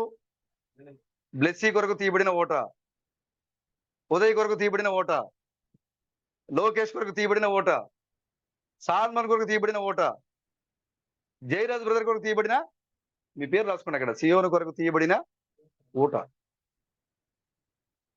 దేవుడు జకర్యా ద్వారా మాట్లాడుతున్నాడు. ఆయన జకర్యా దర్శనం చూస్తూ ఉన్నాడు. జకర్యాకు వచ్చిన అనుభవం ఇది. జకర్యా సొంత అనుభవాన్ని రాస్తున్నాడు. చివరి కాలంలో దావీదు సంతతి కొరకు, యెరూషలేము నివాసుల కొరకు నేను ఒక ఓటను తీస్తానంటాడు దేవుడు. ఎవరి కోసం? దావీదు సంతతి వారి కొరకును మరియు యెరూషలేము యొక్క నివాసుల కొరకు. దావీదు సంతతి వారి కొరకు అంటే ఎవరు? దావీదు సంతతి ఎవరు చెప్పాలి. ఏంటి బ్రదర్, మేము దావీదు సంతతి ఎలా అవుతాం అంటారు మీరు? దావీదు సంతతి ఎవరు? అబ్రహాము. అబ్రహాం ఎవరు? అబ్రహాం కుమారుడు దావీదు. ఎందుకంటే దావీదు ఎవరు కుమారు? యెషయా కుమారుడు. యెషయా ఎవరి సంతానము? మీరు చూసుకుంటూ పోతే ఆయన వంశావళి దేంట్లో కలుస్తుంది? అబ్రహాంలో కలుస్తుంది. కాబట్టి దేవుడు ఏమన్నాడంటే బైబిల్లో వంశావళి గురించి మాట్లాడేటప్పుడు కుమారుల గురించే మాట్లాడతాడు ఆయన. అబ్రాహాము దావీదు కుమారుడా అంటే యేసుక్రీస్తు ఎవరు కుమారుడు? యాక్చువల్ గా చూస్తే దావీదు యేసుక్రీస్తుకి ఏమవ్వాలి? మామూలుగా అయితే ఏమవ్వాలి? ముత్తాత ముందు ముత్తాత అవ్వాలి కదా. కానీ యేసుక్రీస్తు ఏమని పిలిచారు అంటే, బైబిల్లో వంశావళి చరిత్రను మనం గమనిస్తే కనుక తాతలు ముత్తాతలు ఉండరు, మనవాళ్ళు ఉండరు, కొడుకు తండ్రి ఉంటారు. అది సంఘానికి దేవునికి ఉన్న రిలేషన్. అది మధ్యలో ఎన్ని జనరేషన్ ఉన్నా కూడా కొడుకే, ఎన్ని జనరేషన్ గ్యాప్ ఉన్నా కూడా తండ్రే కొడుకే. ఈ రెండు పిలువబడతాయి అక్కడ. కారణం ఏంటంటే, నీకు దేవుడు ఎప్పటికి కూడా తండ్రిగా ఉంటాడు మనకి. ఆయన ఎప్పుడో ఆయన యెషయా గ్రంథంలో మనం చూస్తే, దానియేలులో మనం చూస్తే ఆయన జుట్టు ఎలా ఉందంట? తెల్లని జుట్టుగా ఉంది. అంటే ముసలివాడిగా కనపడుతున్నాడు అక్కడ ఆయన. ఎందుకు కనపడుతున్నాడంటే అనుభవశాలిగా ఉండాలి కాబట్టి అలా కనపడుతున్నాడు ఆయన. నిజంగా ఆయనకి ముసలితనం లేదు ఆయనకి. కానీ ముసలితనం అంటే అర్థం ఏంటి? అనుభవశాలి. అంటే దేవుడు అంత గొప్ప అనుభవశాలి అని అర్థం అనమాట. అక్కడ తెల్ల జుట్టుతో, హిమమంత తెల్లగా ఉన్న జుట్టుతో కనపడుతున్నాడంటే అంత అనుభవశాలి అని అర్థం అనమాట. అలా అని చెప్పి మనం తాత అవుతాడు ఆయన. దేవుడు ఎప్పుడు ఎవరికి తాత అవుతాడు ఆయన? అందరికైనా మధ్యలో ఎన్ని జనరేషన్ ఉన్నా ఆయన తండ్రే. అది అర్థం అవడం కోసమే బైబిల్ ఈ వంశవాళ్ళు రాయించాడు ఆయన. అసలు తాతలు లేరందరూ కూడా దావీదు కుమారుడైనా యేసుక్రీస్తు, లేదా అబ్రాహాం కుమారుడైనా దావీదు. మధ్యలో ఎన్ని జనరేషన్ ఉన్నా కుమారుడే. ఇప్పుడు నీకు దేవునికి మధ్యలో చాలా మంది వచ్చారు ఇక్కడ, అవునా? మన పెద్దలు అబ్రాహాం, ఆదాం దగ్గర నుంచి మధ్యలో నీ వరకు చాలా వంశవాళ్ళు వెళ్ళిపోయినాయి. కానీ ఇప్పుడు నువ్వు దేవుడికి ఏమవుతున్నావు? కుమారుడివే అవుతావు నువ్వు. ఇది తెలియడం కోసమే బైబిల్లో ఆ వంశవాళ్ళు అట్లా రాయించాడు దేవుడు. హల్లెలూయా. ఇప్పుడు ఇక్కడ ఈ చివరికాల సమయంలో తీయబడే ఊట ఎవరి కోసం తీయబడుతుంది? ఊట అంటే ఎవరు వాళ్ళు? నీవే. ఈ యొక్క దావీదు సంతతి యెరూషలేము నివాసులు అంటే, యెరూషలేం అంటే భూ సంబంధమైన యెరూషలేం. అది ఈ యొక్క ప్రకటన గ్రంథంలో మరొక యెరూషలేం కనబడుతూ ఉంది. ఈ యెరూషలేం ఎక్కడ నుంచి దిగి వస్తా ఉంది? పరలోకం నుంచి దిగి వస్తా ఉంది. ఎలా అలంకరించబడి దిగి వస్తా ఉంది? దగ్గ దగ్గ దగ్గ దగ్గ దగ్గ దగ్గ మెరుస్తూ పరలోకం నుంచి దిగి వస్తా ఉంది. అలంకరింపబడిన పెళ్లి కుమార్తె వల్ల వస్తా ఉంది ఆమె. హల్లెలూయా. దోత వచ్చి యాహాన్ అంటుంది. యాహాన్ ఇట్లా గొర్రె పిల్ల యొక్క పెళ్లి కుమార్తెను చూపించు నీకు. అసలు అందుకే వచ్చాను నేను, పాచు బుద్ధిగా అన్నాడు ఆయన. ఆ దోత వచ్చి యాహాన్తో మాట్లాడుతుంది. గొర్రె పిల్ల యొక్క పెళ్లి కుమార్తెను చూస్తావా? చూస్తాను నేను. యాహాన్ ఎక్కడికి వచ్చాడు? పొద్దున చెప్పుకున్నాం కదా. యాహాన్ ఎక్కడికి వచ్చాడు? కాలమును తెరను చీల్చుకుని ఎక్కడికి వచ్చాడు? మన దగ్గరికి వచ్చాడా? ఇప్పుడు ఆ దోత చూపిస్తుంది యాహానికి. ఇట్లా నీకు చూపిస్తాను రా. చూడండి ప్రకటన గ్రంథం 19వ అధ్యాయం చూడు ఒకసారి. నన్ను ఎత్తైన గొప్ప పర్వతం మీదకి కొనిపోయి, యెరూషలేము అనే పరిశుద్ధ పట్టణము దేవుని మహిమగలదై పరలోకమందు దేవుని యొద్ద నుండి దిగువచ్చుట నాకు చూపాను. దాని అందరి వెలుగు దగదగా మెరి సూర్యకాంతము వంటి అమూల్య రత్నములు పోలి ఉన్నది. 9వ వచనం చూడండి. అంతటా ఆ కడపటి 7 తెగుళ్లతో నిండిన 7 పాత్రలను పట్టుకుని ఉన్న 7 దేవదూతలు వచ్చి, రమ్ము, పెళ్లి కుమార్తెను అనగా గొర్రె పిల్ల యొక్క భార్యను నీకు చూపించదనని నాతో చెప్పి. చూసారు ఇక్కడ 7 తెగుళ్ళు పట్టుకున్న 7 దేవుని కుమారుల్లో ఒక ఆయన వచ్చాడు. వచ్చి యాహాన్తో అంటున్నాడు, అయ్యా ఒకసారి నువ్వు ఇటురా, నీకు ఎవరిని చూపిస్తారంటే పెళ్లి కుమార్తెను చూపిస్తా. పెళ్లి కుమార్తెను చూపిస్తానికి యాహాను ఎగిరి గందించాడు. చూపించినా కన్నాడు ఆయన. అప్పుడు ఎక్కడికి వెళ్ళాడు ఆయన? చూసారా జూమ్ లో ఉన్నవాళ్ళు ప్రకటన గ్రంథము 21వ అధ్యాయము 9వ వచనం చదువుతున్నాం మనం. ప్రకటన 21:9. అంతటా ఆ కడపటి 7 తెగుళ్లతో నిండిన 7 పాత్రలు పట్టుకుని 7 దూతలలో ఒకడు వచ్చి, ఇటు రమ్ము, పెళ్లి కుమార్తెను అనగా గొర్రెపిల్ల యొక్క భార్య నీకు చూపుదని నాతో చెప్పాను. ఆత్మ వశుడనై ఉన్న నన్ను ఎత్తైన గొప్ప పర్వతం మీదకి ఎక్కడ తీసుకెళ్ళాడు ఈయన? ఎత్తైన పర్వతం అంటే ఏంటది? సియోను అంటే అర్థం ఏంటి? సియోను అనగా మీరు సియోనేనా? ఇప్పుడు మీరు సియోనే కాదా? సియోను అనగా అర్థం ఏంటి? అదే దాని మీనింగ్ ఏంటి? సియోను అనగా ఎత్తైన స్థలం అని. సియోను అనగా ఎత్తైన స్థలము. ఎత్తైన స్థలము. ద సూపర్ చర్చ్ అంటే ఉన్నతమైన. సూపర్ అంటే ఇక దానికి మించింది లేదు, ఇక అత్యున్నతమైన, ఉన్నతం. ఇక దానికంటే సూపర్ పవర్స్ లేవు ఇక. అందుకే ద సూపర్ చర్చ్. ఇప్పుడు ఇక్కడ ఈ యొక్క దూత వచ్చి ఆ 7 పాత్రలు పట్టుకున్న వారిలోంచి ఒక దూత వచ్చి, యాహాన్ ఇట్రా, నీకు గొర్రెపిల్ల యొక్క భార్యను చూపిస్తా నీకు అని తీసుకెళ్ళాడు. ఎక్కడ తీసుకెళ్ళాడు? ఎత్తైన పర్వతం. ఎక్కడ తీసుకెళ్ళాడు బ్రదర్? అంటే సియోను పర్వతం మీద ఎక్కడ తీసుకెళ్ళాడు? నేను మిమ్మల్ని అర్థం అవడం కోసమే మరింత వివరంగా అడుగుతున్నాను నేను. చెప్పాలి చెప్పాలి. ఎత్తైన పర్వతం మీద తీసుకెళ్ళి అంటే ఎత్తైన పర్వతం అంటే ఏంటి? సంఘంలోకి తీసుకొచ్చాడండి. సంఘంలోకి ఎక్కడికి తీసుకొచ్చాడు? ద సూపర్ చర్చ్ లో తీసుకొచ్చాడు. ఎవరు? 7 దూతల్లో ఒక దూత యాహాన్ని పెళ్లి కుమార్తెను చూడండి, ఇదిగో నీకు తెలుసా పెళ్లి కుమార్తె, నీకు తెలుసా గొర్రెపిల్ల భార్య, నీకు తెలుసా, ఇదిగో రా చూపిస్తారా. విజయనగరం సూపర్ చర్చ్ తీసుకొచ్చాడు ఆయన. ఇక్కడ కనపడుతున్నాడు ఆయన.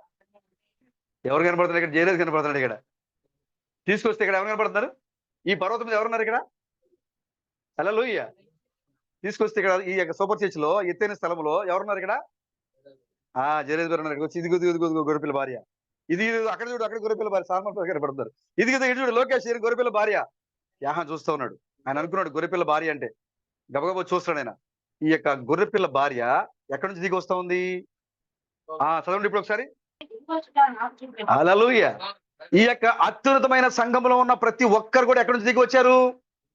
ఎక్కడి నుంచి దిగి వచ్చారు మీరు? యేసుక్రీస్తు చెప్పారు, నాది ఈ లోక సంబంధమైన రాజ్యం కాదు, నాది పరలోక సంబంధమైన రాజ్యం నాది, నేను పైనుంచి దిగి వచ్చాను నేను అన్నాడు ఆయన.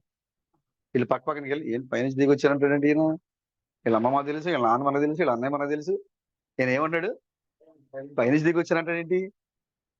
ఎలా పుట్టాడని మనకు తెలియదా? చిన్నప్పుడు ఈయన పైన రంపం అవన్నీ భుజం పెట్టుకుని తిరిగి ఇంటింటికి తిరిగి చక్కలు చేశాడు ఈయన, తలుపులు చేశాడు, గుమ్మాలు చేశాడు ఈయన. ఇప్పుడు ఏమంటాడు ఈయన? నేను పరలోకం దిగి వచ్చానంటాడేంటి ఈయన అని ఒకళ్ళు చర్చించుకుంటున్నారు అక్కడ. వాళ్ళకి అర్థం కాల. కానీ ఆయన నిజంగా ఎక్కడి నుంచి వచ్చాడైనా? పరలోకం నుంచి దిగి వచ్చాడు. ఇప్పుడు ఇక్కడ కూర్చున్న ఈ ఉన్నత శిఖరం మీద కూర్చున్న మీరు కూడా భూ సంబంధమైన మనుషులు కాదు. మీరు ఎక్కడి నుంచి దిగి వచ్చారు? అవునా? సంతోషంగా ఉన్నారు కదా? మీరు భూ సంబంధమైన మనుషులు కాదు. మీరు పరలోకం నుంచి దిగి వచ్చిన ప్రజలు మీరు. అందుకోసమే ఆ యొక్క 7 దూతల్లో ఒక దూత దిగి వచ్చి అంటున్నారు, ఇదిగో ఇట్లాంటి నీకు చూపిస్తా గొర్రెపిల్ల భార్యను తీసుకొచ్చి అత్యున్నతమైన దర్యాల సూపర్ చర్చ్ లో తీసుకొచ్చి అని చూపిస్తున్నాడు. 7 కూర్చున్న వీళ్ళందరూ కూడా ఎలా కనపడుతున్నారు? వాళ్ళకి దగ దగ దగ దగ దగ మెరిసిపోతూ ఉన్నారు వాళ్ళు వాక్యముతో. హల్లెలూయా. వాళ్ళు ఎక్కడి నుంచి దిగి వచ్చారంటే పరలోకం నుంచి దిగి వచ్చారు కిందకి. హల్లెలూయా. మీరందరూ కూడా కాలమైన తేడం చీల్చుకొని యాహాను ఇక్కడికి వచ్చి ఈ యొక్క అత్యున్నతమైన సంఘంలో కూర్చున్న మిమ్మల్ని అందరం చూసి, ఓ వీళ్ళు ఎలా ఉన్నారు? దగ దగ దగ దగ మెరిసిపోవడం చూస్తున్నాడు ఆయన. గొర్రెపిల్ల భార్య అంటే ఇలా ఉంటుందా? మీకు తెలియట్లే. మీరు అనుకుంటున్నారు నేను మామూలు టీ షర్ట్ వేసుకున్నాను, మామూలు ప్యాంట్ వేసుకుని తిరుగుతున్నాను కదా, లోకేష్ అంటే బండి వేసుకుని తిరుగుతున్నాడు కదా, జయరాజ్ అంటే బండి వేసుకుని తిరుగుతున్నాడు కదా, ఏదో 4 కళ్ళతో తిరుగుతున్నాడు ఆయన, కళ్ళద్దాలు పెట్టుకుని. ఈ లోకం అనుకుంటుంది. కానీ దానియేలు అన్నాడు, బుద్ధిమంతులైతే ఆకాశ మండలంలోని జ్యోతులను పోలి ఉన్నారు, మీరు నక్షత్రాలుగా ఉన్నారు. మీరు స్టార్స్ బ్రదర్. ఆకాశ మండలంలో మీరు నక్షత్రాల జ్యోతులుగా ఉన్నారు. మీరు భూమి తిరుగుతూ ఉంటే పైన పరలోకం నుంచి దేవుడు చూస్తూ ఉంటే నక్షత్రమును భూమి మీద నడుస్తున్నట్టుగా కనపడుతుంది ఇక్కడ. ప్రభుకి స్తోత్రం కలగను గాక. యేసుక్రీస్తు పరలోకం దిగి వచ్చారు. ఆ కాల ప్రజలకు అర్థం కాలేదు ఎలా జరిగింది అది. ఇప్పుడు నీవు కూడా పరలోకం నుంచి దిగి వచ్చావు. ఎక్కడికంటే ఎత్తైన పర్వతం మీదకి. ఎక్కడికంటే అత్యున్నతమైన సంఘంలో దిగి వచ్చావు నీవు. హల్లెలూయా. నిన్ను చూడడానికి 2000 సంవత్సరాల క్రితము కాలమైన తరం చీల్చుకొని యాహాను ముందుకు దిగి వచ్చి, ఇదిగో అత్యున్నతమైన సంఘంలో దేవుని యొక్క పెళ్లి కుమార్తె ఉంది, ఓ చూపిస్తారమ్మని ఆ దోత తీసుకొచ్చి చూపించింది. ఇక్కడ తీసుకొచ్చి యాహాను నిన్ను ఎప్పుడో చూశాడు. అక్కడ రాస్తా ఉన్నాడు ఆయన, గొర్రెపిల్ల భార్య వచ్చేసింది, ఎత్తైన శిఖరం మీదకి వచ్చింది అని రాశాడు యాహాను. కానీ యాహానికి అది అర్థం కాల. మబ్బుగా ఉంది యాహానికి. ఇప్పుడు మనం చెప్తా ఉంటే ఆయన వెళ్ళి చెప్తున్నాడు అక్కడ. ఇప్పుడు యాహాను మళ్ళీ ఇప్పుడు అక్కడ చెప్తున్నాడు, నేను చెప్పాను చూస్తుందా గొర్రెపిల్ల భార్య అని. అది ఎవరో కాదు, ద సూపర్ చర్చ్ లో కూర్చున్న ప్రతి ఒక్క విశ్వాసి వాళ్ళే. ఇప్పుడు ఈ యొక్క చివరి సమయంలో యెరూషలేము నివాసుల కొరకు, దావీదు సంతతి కొరకు ఒక ఊట తీయబడుతుంది. ఒక వాక్యం రాబోతుంది. ఆ వాక్యం ఎలా ఉంటుందంటే షార్ట్ అండ్ క్విక్ మెసేజ్. అది ఈ ప్రపంచాన్ని కదిలించే వర్తమానం రాబోతుంది ఈ లోకానికి. అది వారి కోసం తీయబడే ఓట, దావీదు సంతతి కోసం తీయబడే ఓట. అది ప్రజలందరి కోసం తీయబడే ఓట కాదు. ఇది ఈ లోకానికి అందరికీ అర్థం కాకుండా నీకెందుకు అర్థం అవుతుందంటే ఈ ఊట కేవలము దావీదు సంతతి కొరకు మాత్రమే తీయబడింది. ఈ ఓట యెరూషలేములో ఎవరైతే నివాసమై ఉన్నారో, సియోను కుమారులు లేదా అత్యున్నతమైన సంఘంలో ఎవరైతే నివాసమై ఉన్నారో వారి కొరకు తీయబడింది ఈ యొక్క ఓట. అందరి కోసం తీయబడలేదు ఈ ఓట. కాబట్టి ఈ ఓటను మీరేం చేస్తా ఉన్నారు? సేవిస్తా ఉన్నారు ఇప్పుడు ఈ ఓటని. ఈ సమయంలో ఒక బైబిల్ రాయబడింది, ఈ సమయంలో ఒకవేళ ఎవరైనా లేచి, ఇప్పుడు నేను పాస్టర్ని, నేను బిషప్ని, నేను అర్చి బిషప్ని అని మీరు ఎవరైనా చెప్పారనుకోండి, అక్కడ కింద రాయబడింది అక్కడ, ఆ ఓట వచ్చిన తర్వాత ఇక విగ్రహంలో పేర్లు వినబడవు, ఇక ఇతర దేవతలు ఉండరు, ఇక విగ్రహంలో పేర్లు వినబడవు. ఓ ఎవరైనా లేచి నేను బిషప్ని, మీరు నా మాట వినాలి, నా కల వచ్చింది, నా దర్శనం వచ్చింది అని చెబితే వాడి యొక్క సొంత తల్లిదండ్రులే ఓయ్ ఏంటి నువ్వు మాట్లాడేది? నీటి ఓట బయటకు వచ్చింది తెలుసా నీకు? బ్రహ్మాం క్రీస్తు అనే ఒక నిత్యనామం బయటకు వచ్చింది తెలుసా నీకు? నువ్వు ఎలా చెప్తావు ఇప్పుడు నాకు వచ్చిన దర్శనం అని? నువ్వు ఎలా చెప్తావు? ఆల్రెడీ ఈ ఓట తీయబడింది వేలూరులో, తమిళనాడులో. నువ్వెలా చెప్తావు నాలో ఓటు వస్తుందని? నువ్వు చెప్పే మాట అంతా కూడా అబద్ధము అని చెప్తారంట. ఎవరు? సొంత తల్లిదండ్రులే. జకర్యా చూడండి ఒకసారి, జకర్యా 13:3.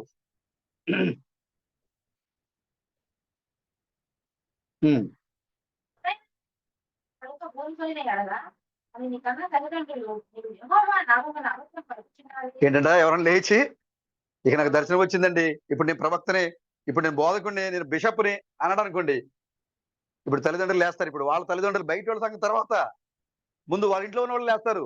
ఓయ్ ఏంటి నువ్వు బోధించేది? ఆల్రెడీ తమిళనాడులో ఒక వ్యక్తి వచ్చాడు తెలుసా నీకు? నీటి ఓట తీయబడింది తెలుసా? ఇక ఈ చివరికాల సమయంలో రావాల్సిన నిజమైన ఓట బయటకు వచ్చింది తెలుసా నీకు? నిజమైన ఓట బయటకు వచ్చింది తెలుసా? ఈ యొక్క చివరి సమయంలో మిగతా ఓటలన్నీ కూడా నాశనం అయిపోతాయి. చాలా ఓట్లు ఉన్నాయి ఈ లోకంలో. ఆ మిగతా ఓటలన్నీ కూడా ఈ ఒక్క మాట చూడండి. నేను మరలా ఇంకోసారి వచ్చి మనం కంటిన్యూ చేద్దాం.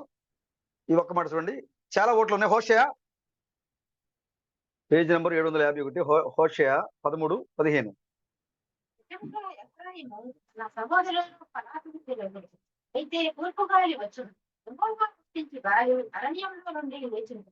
అది రాగా అతని నీటి బుగ్గలు ఎండిపోవును, అతని ఓటలు ఇంకిపోవును, అతని ధననిధులకు అతనికి ప్రియమైన వస్తువులన్నిటినీ శత్రువు కొల్లపెట్టును. దొంగడు తన దేవుని మీద కుచ్చుబాటు చేసిన గనుక అది శిక్ష నొందును. నెల్లు కత్తి పాలవుదును, వారి పిల్లలు రాళ్లకు వేసి కొట్టబడుదును, ప్రతిష్ఠల పడుతుడు చేసబడు. చాలు. ఇక్కడ ఎఫ్రాయిము కనపడడానికి, ఈ లోకాన్ని చూడడానికి మంచి వర్తమానికిలే కనపడుతున్నాడు. ఓట, నీటి ఓట తీయబడింది. ఈ లోకంలో చాలా ఓట ఉన్నాయి కదా. సిఎస్ఐ ఒక ఓట, పెందుకోస్తు ఒక ఓట, ఆర్సిఎం ఒక ఓట, బ్యాప్టిస్ట్ ఒక ఓట. ఇవన్నీ ఏంటి? ఓటలే. ఎందుకంటే వాళ్ళు ఆ సంఘంలో ఉండి మేము బోధకులం చెప్తున్నారు కదా. అయితే ఈ ఓటలన్నీ కూడా ఎండిపోజేయడానికి ఏం రాబోతుందంట? తూర్పు గాలి రాబోతుందంట. హల్లెలూయా. తూర్పు గాలి అనగా తూర్పున లేపిన క్రీస్తు థామస్ అనే వర్తమానం రాబోతుంది. ఇప్పుడు ఆ ఓట, నిజమైన ఓట వచ్చిన తర్వాత ఏదైతే అబద్ధపు ఓటలు ఉన్నవో, ఈ వర్తమానం నమ్మాలి, మాదే వర్తమానం, మాదే సంఘం అని చెప్పే అబద్ధపు ఓటలు ఎక్కడైతే ఉన్నవో ఆ అబద్ధపు ఓటలన్నిటిని నాశనం చేయడానికి తూర్పు గాలి రాబోతుంది. ఈ తూర్పు గాలి వచ్చి ఎంత వేగంతో వస్తుంది తూర్పు గాలి? ఈ తూర్పు గాలి కదా ఎర్ర సముద్రాన్ని పాయలు చేసింది తెలుసా మీకు? ఎర్ర సముద్రాన్ని పాయలు చేసింది ఏంటి? తూర్పు గాలి. ఎన్ని కిలోమీటర్ల వేగంతో వచ్చింది తూర్పు గాలి? 2 లక్షల కిలోమీటర్ల వేగంతో ఈ తూర్పు గాలి వచ్చింది. మన చెన్నైలో వచ్చిన తూర్పు గాలి వేగం ఎంత? 350 కిలోమీటర్ల వేగంతో వస్తే ఇల్లు లేచిపోయి మనుషులు గాలిలో ఎగిరిపోయారు. 350 కిలోమీటర్ల అది వచ్చింది. మరి ఈ యొక్క తూర్పు గాలి వేగం అంతా ఎంతట? 2 లక్షలకు పైగానే ఉంది. 2 లక్షలకు పైగా వచ్చే ఈ తూర్పు గాలికి ఎవరు నిలబడతారు బ్రదర్? 350 కిలోమీటర్ల వేగానికే ఇల్లు నిలబడకపోతే 2 లక్షల వేగంతో గాలి వస్తూ ఉంటే ఏదో నిలబడతా నీ ముందు? అందుకోసమే నీ ముందు ఏది నిలబడలేదండి. తూర్పు గాలి అనగా క్రీస్తు థామస్ యొక్క సందేశము. ఇప్పుడు ఈ చివరి కాలంలో ఉన్న అబద్ధపు ఓటలన్నీ ఎండిపోజేయడానికి తూర్పు గాలి వస్తా ఉంది. అది ఏ గాలి అంటే యెహోవా పుట్టించు గాలి. అది మనుషుల ద్వారా వచ్చే గాలి కదా. అది ఈ తూర్పు గాలి ఎవరి ద్వారా వచ్చింది ఈ లోకానికి? యెహోవా ద్వారా పంపబడింది ఆ తూర్పు గాలి. ఆ తూర్పు గాలి ఈ లోకానికి వచ్చినప్పుడు ఈ లోకంలో ఉన్న అన్ని ఓటలన్నీ కూడా ఎండిపోతాయి. ఏం ఉండవు ఇక్కడ. ఇక ఏ బోధ కనపడదు నీకు ఇక్కడ. ఇంకా లేచి ఒకవేళ నువ్వు లేచి అమ్మా నేను బిషప్ని, నేను అచ్చి బిషప్ని అన్నావు అనుకో, మీ అమ్మాయి కొడదు నేను. ఎండిపోయినాయి నేను ఆయన యెహోవా పుట్టించిన గాలికి మొత్తం ఓట్లన్నీ ఎండిపోయినాయి. ఆర్షం ఎండిపోయింది, సిఎస్ఐ, బ్యాప్టిస్ట్, పెంతెకోస్తు అన్ని సంఘాలు ఎండిపోయినాయి. ఇప్పుడు నువ్వు లేచి నేను ఒకటి అంటావు ఏంటయ్యా అని తల్లిదండ్రులే కొడత. ఇంకా ఆపకుండా ప్రవచనం చెప్పాడు అనుకో, నేనే ఇప్పుడు అని వాళ్ళ అమ్మ నాన్న హెచ్చరించినా కూడా ప్రవచనం చెప్పాడు అనుకో, ఏం చేస్తారండి వాళ్ళ అమ్మ నాన్న? చూడండి ఒకసారి అక్కడ చదివి మనం ముగిద్దాం, ప్రార్థన చేద్దాం. తాము కలిగిన ప్రవచనములను బట్టి, తమకు కలిగిన దర్శనములను బట్టి ప్రవక్తలు సిగ్గుపడి ఇతను మోసపుచ్చకూడదని. పైన ప్రవచనం పలుకబోని ఎడల ఆయన కన్నా తల్లిదండ్రులు నీవు యెహోవా నామమున అబద్ధం పలుకుచున్నావే నీ వికలు బ్రతుక తగదని వారితో చెప్తారు. చెప్పు, హెచ్చరించారు ముందు. ఎందుకు చెప్తున్నాను? ఆల్రెడీ ఓట్లన్నీ తూర్పు గాలి వచ్చింది. క్రిస్ థామస్ అనే తూర్పు గాలి ఈ లోకాన్ని తాకింది. 2 లక్షల పైగా కిలోమీటర్ల వేగంతో ఆ గాలి ఈ లోకానికి వచ్చింది. ఈ గాలిలో అన్ని సంఘాలు ఎగిరిపోయినాయి, అన్ని ఓట్లు ఎగిరిపోయినాయి, ఎండిపోయినాయి, ఏమి లేవుక నువ్వు లేచి ఇప్పుడు చెప్తే వెండయ్యా మనకు వద్దయ్యా అని చెప్పి వాళ్ళు ఆపారు. విన్నాడా? వినలా. ఏం జరుగుతుంది చూడండి. తగదని వారితో చెప్పుదురు. ఆ. నీవు యెహోవా నామమున అబద్ధం పలుకుచున్నావే తగదని వారితో చెప్పుదురు. వాడు ప్రవచనము పలుకగా వారిని కన్నా తల్లిదండ్రులే వారికి వచ్చుదురు. చూసారా? వాళ్ళ ఒకసారి హెచ్చరించినా కూడా వినకుండా లేచి మళ్ళా నేను వర్తమానికండి, మా సంఘం గొప్పది, మా మా మా డినామినేషన్ పేరు గొప్పది, అక్కడ స్థాపించబడింది, ఇది లండన్ లో స్థాపించబడింది, ఇది అమెరికా నుంచి వచ్చింది, ఇది 40 కంట్రీస్ అని చెప్పాడు అనుకోండి. ఆ పేర్లు చెప్పాడు అనుకోండి. ఫస్ట్ హెచ్చరించారు వాళ్ళ అమ్మా నాన్న, వినలా. ఇప్పుడు మళ్ళా 2 సార్లు ప్రవచనం చెప్పడం మొదలు పెట్టారు అనుకో, సొంత తల్లిదండ్రులకి కద్దీసి పొడిచేస్తారు. ఎందుకంటే ఏమొచ్చింది? తూర్పు గాలి వచ్చింది, నిజమైన ఓట వచ్చింది, నిజమైన ఓట తీయబడింది. యాకోబు ఓట ప్రత్యేకించబడిన ఓట. యాకోబు ఓట ప్రత్యేకించబడింది. యాకోబు ఓట చూడండి ఒకసారి. ద్వితీయోపదేశ కాండము 33:28. ద్వితీయోపదేశ కాండము 176 పేజీ నంబరు 33 అధ్యాయము 28వ వచనము. ఇశ్రాయేలు నిర్భయముగా నివసించు యాకోబు ఓట ప్రత్యేకింపబడును. ధాన్య ద్రాక్షారసము దేశములో ఉండును. ఆకాశము మంచులు కురిపించును. చాలు. చూసారా? యాకోబు ఓట ఏం చేయబడింది? ప్రత్యేకించబడింది. నీకోసం తీయబడిన ఓట, ప్రత్యేకించబడిన ఓట. నీకోసం ప్రత్యేకించబడింది వర్తమానము. ప్రపంచం కోసం కాదు ఈ వర్తమానము, మిగతా అందరి కోసం కాదు ఈ వర్తమానం. కేవలము దావీదు సంతతి వారి కొరకు మాత్రమే ఈ యొక్క ఓట. యెరూషలేములో నివాసం ఉన్న వారి కొరకు మాత్రమే ఈ ఓట తీయబడింది. అందుకోసమే అత్యున్నతమైన సంఘంలో ఉన్న నీకు మాత్రమే ఈ గొప్ప విషయాలు అర్థమవుతూ ఉన్నాయి. ఫిలిప్పికి పిచ్చిలేసిపోయింది, భయం వేసేసింది, మెంట వచ్చేసింది ఫిలిప్పికి. ఏంటి మర్మాలేంటి, ఈ విషయాలేంటి? ఏది యేసుక్రీస్తు చెప్పినప్పుడే, ప్రభా మాకే ఏం సంభవించి ప్రభా ఈ గొప్ప విషయాలు చెప్పడానికి? భయం మిగతా వాళ్ళకి అర్థం కాకుండా మాకే ఎందుకు సంభవించను, మాకే ఎందుకు చెప్తున్నావు ఈ విషయాలు? ఎందుకంటే ఈ లోకానికి మరుగు ఈ మీకు బయలుపడుతున్నాయి. ఎందుకంటే మీరు ప్రత్యేకించబడిన జనాంగంగా ఉన్నారు కాబట్టి మీకు ప్రత్యేకమైన క్రిస్మణం గారు చెప్తున్నారు, we are the special class people. మీకు ప్రత్యేక తరగతి ప్రజలు మీరు. అందుకోసం మీకు ప్రత్యేకం చేయబడిన ఓట నీకు యాకోబు ఓట, ప్రత్యేకించబడిన యాకోబు ఓట నీకు ఇచ్చాడు ఆయన. ఈ దేశంలో ధాన్య ద్రాక్షరసములు విరివిగా పారుతా ఉన్నాయి. ఈ దేశంలో ఏవేల్లో కూడా ఉన్నాయి. సంవత్సరాలుగా తినేసిన పసల పురుగులు, చెడు పురుగులు, మిడతలు తిరివేసిన పంటని ఒకేసారిగా తీసుకొచ్చి సంఘంలో పెట్టాడు దేవుడు. ఇప్పటి వరకు సంఘంలో ఆహారం లేదు 8 సంవత్సరాలు. ఎందుకంటే చీడ పురుగులు, పసర పురుగులు, గొంగళి పురుగులు, మిడతలు సంఘంలో ఉండి ఏం చేసిన సంఘాన్ని, వధు వృక్షాన్ని తినేసినాయి.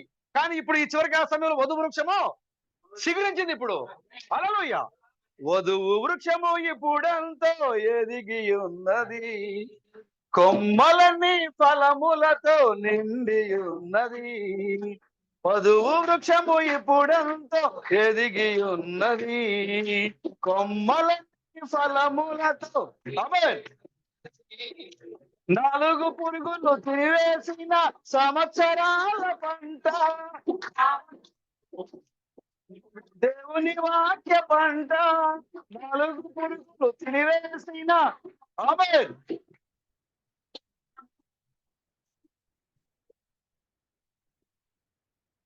నలుగురు దూతల ద్వారా తిరిగి పడినది, ఇప్పుడు మన మధ్య నెరవేరుచున్నది. హల్లెలూయా, హల్లెలూయా, హల్లెలూయా. ఎండిపోయిన ఈ యొక్క వధు వృక్షాన్ని 4 జీవ వర్తమానికులు వచ్చి పునరుద్ధరింపు చేశారు. 4వ జీవ వర్తమానికుడే క్రీస్తు థామస్. ఆయన పంపిన వర్తమానమే తూర్పు గాలి. ఈ తూర్పు గాలి ఈ వర్తమానముతో ఈ లోకంలో ఉన్న నీటి ఓటలన్నీ కూడా ఎండిపోయినాయి. ఇంకా అబద్ధ మాట. ఇక ఆ తూర్పు గాలి లేచిన తర్వాత ఇక విగ్రహముల పేర్లు ఈ లోకంలో వినపడవు. క్రీస్తు నామము తప్ప మరొక పేరే ఈ లోకంలో వినపడదు. ఇక ఇదే తూర్పు గాలి యొక్క వేగము.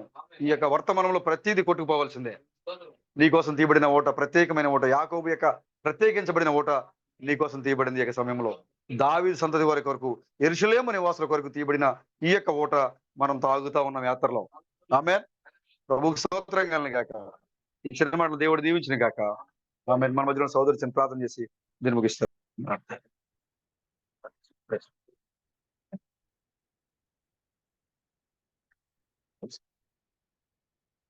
దేవుడి స్తోత్రం కలుగును గాక. హల్లెలూయా. ఆమేన్. హల్లెలూయా. ఒక అద్భుతమైనటువంటి సందేశము మీకు ఒక దేవుడి స్తోత్రం కలుగును గాక. హల్లెలూయా. ఇంకా ప్రేమ దేవుని బిడ్డలారా, వాక్యం అనేది నిజంగా ఆనాడు దేవుడు కొండను చీల్చి వాళ్ళకి ఏ విధంగా అయితే ఆ యొక్క యాత్రలో ఉన్నప్పుడు ఇశ్రాయేలుకు వాళ్ళు కూడా నీటి ఓటు ఇచ్చారు. వాళ్ళ యాత్రలో ఉన్నారు. దేవుని స్తోత్రం కలుగును గాక. హల్లెలూయా. వాళ్ళ యాత్రలో ఉన్నప్పుడు బండలు చీల్చి ఆ యొక్క బండలో నుంచి వాళ్ళకి నీరు ఇచ్చాడు. వాళ్ళ దాహమును తీర్చాడు. నీరు అనగా అర్థం ఏమిటి? వాక్యము. దేవుని స్తోత్రం కలుగును గాక. హల్లెలూయా. ఇప్పుడు మనము ఈ యొక్క ఆత్మీయ యాత్రలో మనం ఉన్నాం. దేవుని స్తోత్రం కలుగును గాక. హల్లెలూయా. మనం ఎక్కడున్నాము? మన యొక్క ఆత్మీయ యాత్రలో ఉన్నప్పుడు నిజంగా ఆ యొక్క బావిలో నుంచి జీవపు ఓట, దేవుని స్తోత్రం కలుగును గాక. హల్లెలూయా. ఆమేన్. హల్లెలూయా. ఆ తూర్పు గాలి చేత ఎన్ని వేల కిలోమీటర్లు అది? 2 లక్షలు పైగా. నిజంగా మొన్నే ఈ మధ్య కాలంలో చైనాలో 350 కిలోమీటర్ల వేగంతో వచ్చినప్పుడు ఇళ్ళన్నీ కూడా ఏమైపోయినాయి? మనుషులు అట్లా గాలిలో బాల్లాగా ఎగురుతున్నారు. మరి 2,50,000కి పైగా కిలోమీటర్ల వేగంతో గాలి వస్తే ఉంటారు అసలు. దేవుని స్తోత్రం కలుగును గాక. హల్లెలూయా. కనుక ప్రియమైన దేవుని బిడ్డలారా, నిజమైనటువంటి ఆ జీవపు ఓటను మనం ఈ రోజు తాగుతా ఉన్నాం. వాళ్ళ శరీర సంబంధమైనటువంటి నీరును వాళ్ళు తాగారు ఆ రోజుల్లో. నిజంగా ఆ రోజు 2 బండలు పట్టబడ్డాయి. ఈ రోజు కూడా ప్రియులారా మనకు 2 బండలు పట్టబడ్డాయి. ఆ 2 బండల్లో నుంచే మనకు జీవపు ఓట అనేది వస్తా ఉన్నది. దేవుని స్తోత్రం కలుగును గాక. హల్లెలూయా. ఆ నీరు తాగిన వాళ్ళు మరణించారు, కానీ ఈ నీరు తాగిన వాళ్ళకి మరణమే లేదు. చూసారా వ్యత్యాసం? దేవుని స్తోత్రం కలుగును గాక. హల్లెలూయా. ఆమేన్. హల్లెలూయా. గొప్ప సందేశాన్ని దేవుడు మా బ్రదర్ రాజు గారి ద్వారా మనకు అందించాడు. ఆమేన్. హల్లెలూయా. 2 వర్తమానాల ద్వారా మనం అద్భుతంగా బలపరచబడ్డాం. ఆత్మీయంగా మనం కొంచెం ముందుకు వచ్చాం, ఎదిగాం. హల్లెలూయా. జీవాన్ని పొందుకున్నాం మనం. ఆమేన్. హల్లెలూయా. ఇంకా కూడా మనం వర్తమానాలు వినాలి. దేవుని స్తోత్రం కలుగును గాక. హల్లెలూయా. అవకాశం ఉంటే దేవుని చిత్తం అయితే మనం బ్రదర్ని ఇంకా కూడా పిలిపించుకొని దేవుని యొక్క వాక్యాలు మనం విందాం. మన యొక్క ఆత్మీయ జీవితాలు మనం ఎదుగుదాం. ఆత్మీయ జీవితంలో మనం ముందుకు సాగుదాం. దేవుని స్తోత్రం కలుగును గాక. హల్లెలూయా. మన మధ్యలో ఉన్న సాల్మన్ బ్రదర్ అనుకోకుండా మనలందరూ కూడా సర్ప్రైజ్ చేశారు ఇక్కడికి వచ్చి. దేవుని స్తోత్రం కలుగును గాక. హల్లెలూయా. ఆయన భార్యను బిడ్డలను దేవుడు దీవించి ఆశీర్వదించును గాక. వచ్చి ప్రార్థన చేస్తారు. చిన్న ప్రార్థన చేస్తారు.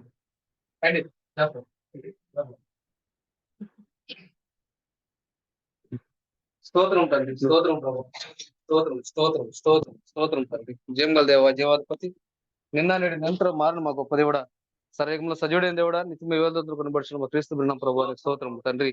మమ్మల్ని ప్రేమించి నీ రెక్కల కింద భద్రపరిచి, ఓ నిత్యము ప్రభా, అనుదినము ప్రభా, ఓ ఈ లోకంలో మేము ఏమైపోతాము అని ఓ బాధతో, కన్నీరుతో, వేదనతో ప్రభా మా కోసం నిరంతరము శ్రమిస్తున్న దేవుడు నీ స్తోత్రము తండ్రి.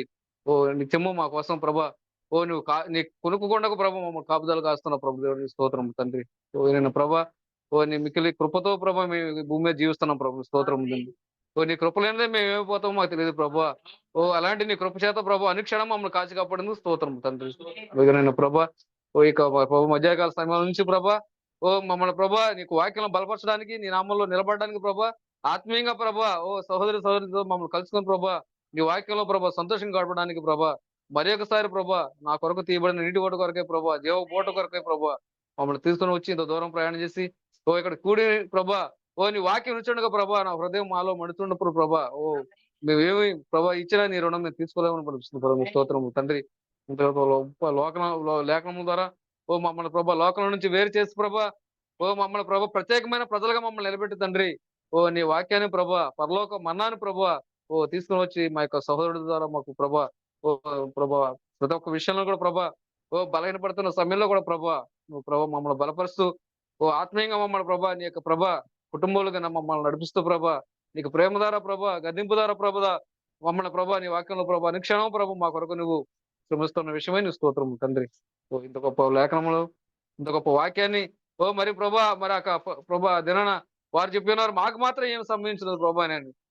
అంతకంటే గొప్ప వాక్యాల్ని, అంతకంటే గొప్ప మర్మాల ప్రభా నువ్వు మాకు ఇచ్చి ప్రభా, పరలోక పౌరులుగా, పరలోక జనులుగా మమ్మల్ని నిలబెట్టి ప్రభా, ఈ లోకానికి ప్రత్యేకించబడిన జనులుగా మమ్మల్ని నిలబెట్టి తండ్రి. నీకు ప్రతిబింబంగా మేము నిలబడ్డకు ప్రభా, ఆ ప్రకాశమానమైన జ్యోతుల వల్ల ప్రకాశించడానికి ఈ చివరిదలను మమ్మల్ని నిలబెట్టిన దేవుడా నీ స్తోత్రం తండ్రి. ఇంత గొప్ప లేఖనాలను, ఇంత గొప్ప వర్తమానాన్ని ప్రభా నువ్వు మాకు ఇచ్చిన స్తోత్రం ప్రభా. అన్నిటికంటే ముఖ్యంగా మాకు గొప్ప సహోడు మా మధ్యలో లేవనెత్తి ప్రభా, మాతో ఉంచి ప్రభా, మేము ఎక్కడ పడిపోయి ఈ లోకంలో కలిసిపోతామేమోనని, ఎక్కడ ఈ లోక సంబంధమైన ఆత్మతో మేము జీవిస్తామేమోనని, నీ యొక్క వాక్య భయభక్తులుగా అనుక్షణము గద్దింపు ద్వారా, వాక్యం ద్వారా మమ్మల్ని ప్రభా మరి మరుస్తూ ప్రభా, నీ యొక్క వాక్యంలో మమ్మల్ని నడిపిస్తున్నాం స్తోత్రం తండ్రి.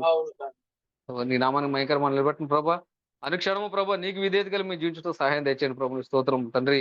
కూడిన ప్రతి ఒక్క మీరు దీవెన శాసించండి. ఇక్కడ కొన్న సంఘ కాపురిని బట్టి, కుటుంబాన్ని బట్టి, ఇక్కడ వస్తున్న ప్రతి కుటుంబం బట్టి నీ స్తోత్రం తండ్రి. నీ వాక్యాలను బలపరచండి. అన్నిటికంటే ముఖ్యంగా ప్రభా లోకం చూస్తే అనేక రకమైన ప్రభా శ్రమలతోనూ, అనేక రకమైన వ్యాధులతోనూ, అనేక రకమైన మరి ప్రమాదాలతోనూ ప్రభా నాశనకరమైన కుప్పంలో నెట్టివేయబడుచుండగా ప్రభా, దాన్ని మేము ప్రభా మరి దాని వైపు చూడకుండా ప్రభా మమ్మల్ని ప్రత్యేకమైన జనంగా నువ్వు నిలబెట్టి ప్రభా అనుక్షణం మమ్మల్ని కాపాడుతున్న స్తోత్రం తండ్రి. నీ వాక్యాలను బలపరచండి, నీ అమర్థం నిలబెట్టండి. ఈ సంఘంలో వస్తున్న ప్రతి ఒక్క బిడ్డని మీరు దీవెన శాసించండి ప్రభా. నీ వాక్య వధువన ప్రతి ఒక్క సహోదరులు ప్రభా, నీ ప్రేమ శక్తి మేమందరం ప్రభా కలుసుకొని ప్రభా నిత్యము నిన్ను స్తుతించడానికి, కనపరచడానికి నీ వాక్యాలు మమ్మల్ని అందరినీ ఐక్యపరిచి బలపరచమని, నీ నామం నిలబెట్టమని, ఇక్కడ కూడిన ప్రతి ఒక్కటి మీరు దీవెన శాసించమని మరొకసారి ప్రభా మరి మీ ఇక్కడికి వచ్చిన కారణం బట్టి నీకు తెలిసిన ప్రభు నీ స్తోత్రం తండ్రి. మా యొక్క ప్రభా సహోదరుడు బట్టి మేము ప్రార్థిస్తాం ప్రభా. ఏమీ లేదని నీ వాక్యమే సెలవిస్తున్నాం ప్రభా. అనేక రకమైన జబ్బులు, అనేక రకమైన వ్యాధులు, మరణకరమైన వ్యాధులను తీసుకొచ్చినప్పుడు మరణించిన వారు సహితం ప్రభా నువ్వు లేవనెత్తిన దేవుడు ప్రభు స్తోత్రం తండ్రి. ఎవరైనా ప్రభా అనేక సంవత్సరాలుగా జబ్బు చేతబడిన యొక్క ప్రభా రక్తస్రావం గల స్త్రీని ఒక్క వస్త్రము తాగిన వెంటనే నువ్వు ప్రభా మరి స్వస్థపరిచిన దేవుడు ఏమన్నా ప్రభా. అలాంటి అద్భుతమైన దేవుడవు, అలాంటి కృపగల దేవుడవు. ఒక్కసారి నీ వైపు తిరిగితే చాలు నువ్వు ప్రభా మాపై ఎంతో ఆదరణ చూపిస్తావు ప్రభా. అలాంటి దేవుడు అయిన ప్రభా మా యొక్క సోదరుని బట్టి ప్రార్థిస్తున్నాం తండ్రి. ఏ కారణం చేత నువ్వు ఆ జబ్బు ఇచ్చామో తెలియదు కానీ ప్రభా, సమస్తము ఎరిగిన దేవుడు నువ్వేనా ప్రభా. నీ చిత్తానుసారంగా ప్రభా బిడ్డను మీరు స్వస్థపరచమని ప్రభు నీ స్తోత్రం తండ్రి. కుటుంబం అనేక రకాలుగా ప్రభా మేమందరం ప్రభా బాధతో వ్యాధతో ఉన్నా కానీ ప్రభా ఇదంతా మాకు ప్రభా జీవజాలమై ఓటనే నువ్వు మాకు ఇస్తున్నావు స్తోత్రం తండ్రి. ఇది ప్రభా మేము శ్రమ అనుకున్న ప్రభా, ఇది మాకు ఎంతో సంతోషకరంగా మేము జీవిస్తున్నాం ప్రభు స్తోత్రం. మరి ఎక్కువగా ప్రభా ఈ శ్రమలను మేము అనుకోకుండా ప్రభా వాక్యంలో మమ్మల్ని మేము మలుసుకున్నట్టుకు మాకు వస్తున్న శ్రమలను మేము అనుభవిస్తున్నాం ప్రభు స్తోత్రం తండ్రి. ఆ సోదరుడు ముట్టండి ప్రభా, మంచి ఆరోగ్యం దయచేయండి. ఆ కుటుంబాన్ని కూడా మీరు దీవించి ఆశించడం స్తోత్రం నిలుస్తున్నాం ప్రభా. నీ యొక్క వాక్యము మొట్టమొదటిసారిగా వచ్చినప్పుడు ఆ గృహంలో చేసిన పరిచయం బట్టి నీ స్తోత్రం తండ్రి. నీ చిత్తానుసారంగా బిడ్డను మీరు దీవించండి ప్రభా. మరొకసారి మేము అడుగుతున్నాం ప్రభా, నీ చిత్తం అయితే ఆ యొక్క బిడ్డను ప్రభా సంపూర్తిగా నువ్వు స్వస్థపరచమని, డాక్టర్లు చేయలేని వ్యాధిని నయం చేయగల దేవుడు నువ్వు ప్రభు నీ స్తోత్రం తండ్రి. అక్కడ గొప్ప దేవుడు ప్రభా, నీ సముఖమున బిడ్డను మేము ప్రార్థిస్తాం ప్రభా తండ్రి. నీ యొక్క స్వస్థత ప్రభా బిడ్డను సంపూర్ణంగా మా ద్వారా మాతో ఉండి సంతోషకరంగా నీ వాక్యంలో పొందడం మేము విశ్వసిస్తున్నాం ప్రభు స్తోత్రం తండ్రి. నీ వాక్యంలో బలపరచండి, నీ ఆమోదం నిలబెట్టండి. మమ్మల్ని అందరినీ ప్రభా నీ వాక్యం ప్రభా మమ్మల్ని అందరినీ నీ వాక్యంలో బలపరిచి నీ యొక్క కృపలో ఐక్యపరిచి ప్రభా సహోదరుల యొక్క ప్రేమతో మమ్మల్ని బలపరచమని, దేవునికి మన ప్రతిష్ట ఉన్న పరిపాలనగా మమ్మల్ని ప్రభా దృఢపరచమని, సమస్తము ప్రభా ఈ లోకానికి ప్రతినిధిగా మమ్మల్ని నిలబెట్టమని, నీ నామంతో మమ్మల్ని నిలబెట్టమని కూడిన ప్రతి ఒక్కటి మీరు దీన్ని శాసించండి. మరి ఒకసారి సంఘంలో ఉన్న ప్రభా మరి యవనస్తుల గురించి మరి ప్రార్థిస్తున్నాం ప్రభా. యవనస్తుల ప్రభా మరి లోకం వైపు చూడకుండా ప్రభా యవన ప్రాయంలో వాళ్ళు నడుస్తున్న ప్రభా సమస్త విషయంలో కూడా ప్రభా మేలైందని చేపట్టి ప్రభా వాళ్ళు ముందు సాగడం దయచేయండి ప్రభా. వారి తలంపులను మార్చండి, వారి యొక్క ప్రభా ప్రతి ఆలోచన మార్చండి ప్రభు నీ స్తోత్రం తండ్రి. నీ వాక్యాలను బలపరచండి, నీ అమర్థం నిలబెట్టండి. నీ కృపా కాపుదల వారికి మాకు తోడని నడిపించి నీవేగా అంతా మహిమ ప్రభావం పొందుకొనమని మా ముచ్చుకుడు యేసుక్రీస్తు యొక్క కృత నామైన జయం గల ప్రభుని క్రీస్తు నామములో ప్రార్థిస్తున్నాం తండ్రి. ఆమేన్. మహాపరిశుద్ధుడా, జీవము గల తండ్రి, జీవాధిపతి, నిన్న నేడు నిరంతరము ఒకటే రీతిగా ఉన్న మా తండ్రి, మా ప్రభువైన క్రీస్తు నీ పవిత్రమైన పాదాలకు వందనాలు, స్తుతులు, స్తోత్రము స్తోత్రము స్తోత్రములు ప్రభువా. ఇప్పటి వరకు కూడా నాయన ఈ యొక్క ఆరాధన కార్యక్రమం అంతటిని కూడా నాయన ఈ జూమ్ లో జరిగినటువంటి నాయన ఈ కూడిక అంతటిని బట్టి మీకు వందనాలు, స్తుతులు, స్తోత్రములు ప్రభువా. నిశ్చయముగా నా ప్రభువా, నీ కుమారుడు రాజు బ్రదర్ను మీరు నిలబెట్టి మీరిచ్చినటువంటి నాయన గొప్ప సందేశమును బట్టి మీకు వందనాలు, స్తుతులు, స్తోత్రములు ప్రభువా. నిశ్చయముగా నా ప్రభువా, ఈ చివరి కాలంలో ఉన్నారండి ఈ నీటి ఓటర్ దగ్గరికి నాయన మీరు మమ్మల్ని తీసుకొచ్చినందుకే మీకు వందనాలు, స్తుతులు, స్తోత్రము చెల్లిస్తున్నాం నాయన. ఓ ప్రభువా, ఈ యొక్క నిత్య జీవపు ఓట దగ్గర ఉంటున్నాయన మీరు మమ్మల్ని నడిపించారు ప్రభువా. నిత్యము జీవించగలిగే ఒక శక్తి సామర్థ్యమును ప్రభువా మీరు మాకు అనుగ్రహించినందుకే మీకు వందనాలు, స్తుతులు, స్తోత్రములు నాయన. మరణమును పాతాళమును జయించగలిగే శక్తి సామర్థ్యమును ప్రభువా మీరు మాకు అనుగ్రహించినందుకే మీకు వందనాలు, స్తుతులు, స్తోత్రములు నాయన. ఒక గొప్ప ఉన్నతమైనటువంటి స్థితిలోనికి నాయన మీరు మమ్మల్ని తీసుకొచ్చారు ప్రభువా నాయన. అందును బట్టి మీకు వందనాలు, స్తోత్రములు ప్రభువా. మా నీతిని బట్టో, మా భక్తిని బట్టో, మా విశ్వాసమును బట్టో కాదు కానీ నాయన, కేవలం నాయన నీ ఉచితమైన కృప ద్వారా మాత్రమే నా తండ్రి మీరు మమ్మల్ని ప్రభువా తీసుకొచ్చిన విధానమును బట్టి మీకు వందనాలు తండ్రి. మీకు వందనాలు, స్తోత్రములు ప్రభువా. నాయన వాక్యం అందించిన నీ దాసులను ప్రభువా, రాజు బ్రదర్ను నాయన, ఆయనకి ఇచ్చిన భార్యను, సిస్టర్ను ఇచ్చినటువంటి నాయన ఓ కుమారును, కుమార్తెలను వారిని దీవించండి, ఆశీర్వదించమని మీ సన్నిధిలో ప్రార్థిస్తాను తండ్రి.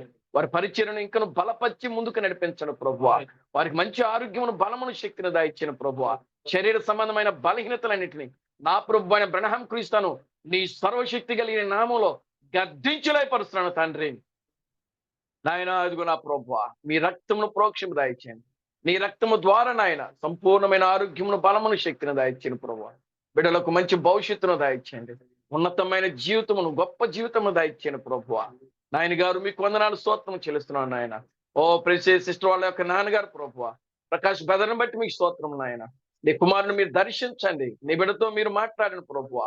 ఆయనలో ఉన్న సకల శరీర బలహీనతల ప్రభువా, ఆ కిడ్నీ సమస్యల నుండి నాయన నా ప్రభు అయిన బ్రహ్మ క్రీస్తునామములో గద్దించులైపరుస్తున్నాను తండ్రి. మీరు ముట్టండి ప్రభువా, తాకండి ప్రభువా, స్వస్థపరచండి ప్రభువా.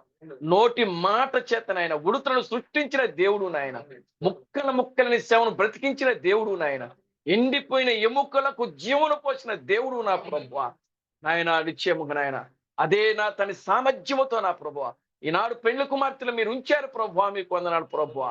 నిశ్చయముగా నాయన మీరిచ్చిన సామర్థ్యము చొప్పున నా తండ్రి నీ బిడ్డలో ఉన్న సకల బలహీనతలన్నీ కూడా నా ప్రభు అని బ్రహ్మ క్రీస్తునామములో బయటకు పారదోలుతున్నాము తండ్రి.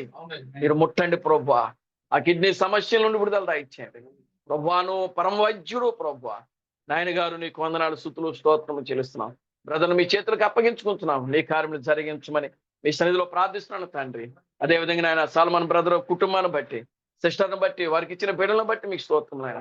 ఓ అనుకోకుండా బ్రదర్ను కూడా నాయన మా మధ్యలో తీసుకొచ్చారు ప్రభువా, అందును బట్టి మీకు వందనాలు ప్రభువా. ఆయన కుటుంబాన్ని దీవించండి ప్రభువా. ఆయన చేస్తున్న డ్యూటీల్లోనూ రాకపోకలు మీరు తోడుగా ఉన్నాడు ప్రభువా. బిడ్డలకు మంచి భవిష్యత్తును, ఉన్నతమైన జీవితమును, గొప్ప జీవితాన్ని దాయిచ్చిండు నాయన. మీకు వందనాలు, స్తుతులు, స్తోత్రములు ప్రభువా. ఓ టీనర్ సపరంలో సంఘ బిడ్డలందరూ కూడా మీ చేతులకు అప్పగించుకుంటాం. ఇంకనూ నాయన ఆత్మీయ జీవితంలో బలపరిచి ముందుకు నడిపించండి ప్రభువా. నాయన ఇక్కడ ఉన్నటువంటి నాయన మా యొక్క చిన్న సంఘమును కూడా మీ చేతులకు అప్పగించుకుంటున్నాం ప్రభువా. ఇక్కడ ఉన్న బిడ్డలందరూ కూడా మీరు దీవించి ఆశీర్వదించమని ప్రార్థిస్తున్నాను తండ్రి. ఓ ప్రభు ఆయన బ్రహ్మ క్రీస్తు మీకు వందనాలు ప్రభు. యమన బిడ్డలను మీ చేతులకు అప్పగించుకుంటున్నాను తండ్రి. నాయన దుష్టుడు దూరపరచమని విషయంలో ప్రార్థిస్తున్నాను. ప్రతి యవన బిడ్డ చుట్టూ మీ రక్తమును కంచిగా వేయండి, నీ మేఘస్తంభమును ఉంచండి ప్రభువా. నీ కృప, నీ కాపుదల ఉంచమని విషయంలో ప్రార్థిస్తున్నాను తండ్రి. నాయన యవనస్తున్న బిడ్డల చుట్టూ నాయన, వృద్ధుల చుట్టూ నా ప్రభువా, నాయన బాలులు, నాయన బాలికల చుట్టూ నా తండ్రి నాయన మీ రక్తమును కంచిగా వేయమని విషయంలో ప్రార్థిస్తున్నాను తండ్రి. అయ్యా సహాయం చేయండి, మీరు మమ్మల్ని బలపరచండి, ముందుకు నడిపించమని విషయంలో ప్రార్థిస్తున్నాను తండ్రి. ఓ ప్రభువా ఈ కాను నాయన జూమ్ యాప్లో ఎంతమంది అయితే కలుసుకుని ఉన్నారో, వాక్యం విన్నారో నా ప్రభువా, అటు బిడ్డలందరూ కూడా మీరు దీవించి ఆశీర్వదించమని విషయంలో ప్రార్థిస్తున్నాం తండ్రి. మరలా నాయన మేము ఎత్తబాటు ఆలస్యమైతే నాయన అది కూడా మరలా మేమందరము కూడా మీ సన్నిధిలో ఈ రీతిగా కూడుకొని నిన్ను స్తుతించి, నిన్ను ఘనపరిచి, నిన్ను ఆరాధించే పర్యంతం వరకు కూడా నాయన ఓ మా గృహముల చుట్టూ, బిడ్డల చుట్టూ మీ రక్తమును కంచిగా ఉంచి, నీ కృప, నీ కాపుదల ఉంచి సమస్త ఘనత మహిమలు మీరు తెచ్చుకోమని జీవం కలిగిన నా ప్రభు అయిన బ్రహ్మ క్రీస్తును నీ సర్వశక్తి కలిగిన నామములో ప్రార్థించి స్తుతించి వేడుకొనుచున్నాము. ఆమేన్. అందరు లేచిన బడి మనం కోరస్ పాడుకుందాం. అందరూ లేచిన పడదాం, కోరస్ పాడుకుందాం. అందరూ రెండు చేతులు పైకి ఎత్తి కోరస పడుకున్నాం. Christ Branham never fails. Christ Branham never fails. Christ Branham never fails in thee. Hallelujah. Hallelujah. Christ Branham never fails in thee. In the name the Son is waiting very soon. Is coming very soon in thee. Hallelujah. Hallelujah. Is coming very soon in thee.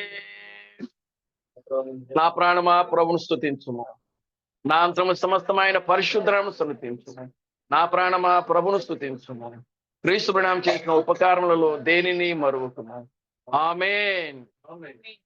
రాజులకు రాజుగా, ప్రభువులకు ప్రభుగా, పెండ్లి కుమారుడుగా తెర మీద ప్రత్యక్షము కానున్న ప్రభు అయిన బ్రహ్మ క్రీస్తు యొక్క కృపా సమాధానము ఇక్కడ కూడిన ప్రతి బిడ్డకును, మరి ముఖ్యంగా వాక్యం అందించినటువంటి ఈ దాసుని యొక్క కుటుంబమునకును ఇప్పుడును సదాకాలము తోడైండి నడిపించును గాక. ఆమేన్. ఆమేన్. అందరికీ వందనాలు. ప్రభు మిమ్మల్ని దీవించి ఆశీర్వదించును గాక. దేవునికి స్తోత్రం కలుగును గాక. హల్లెలూయా.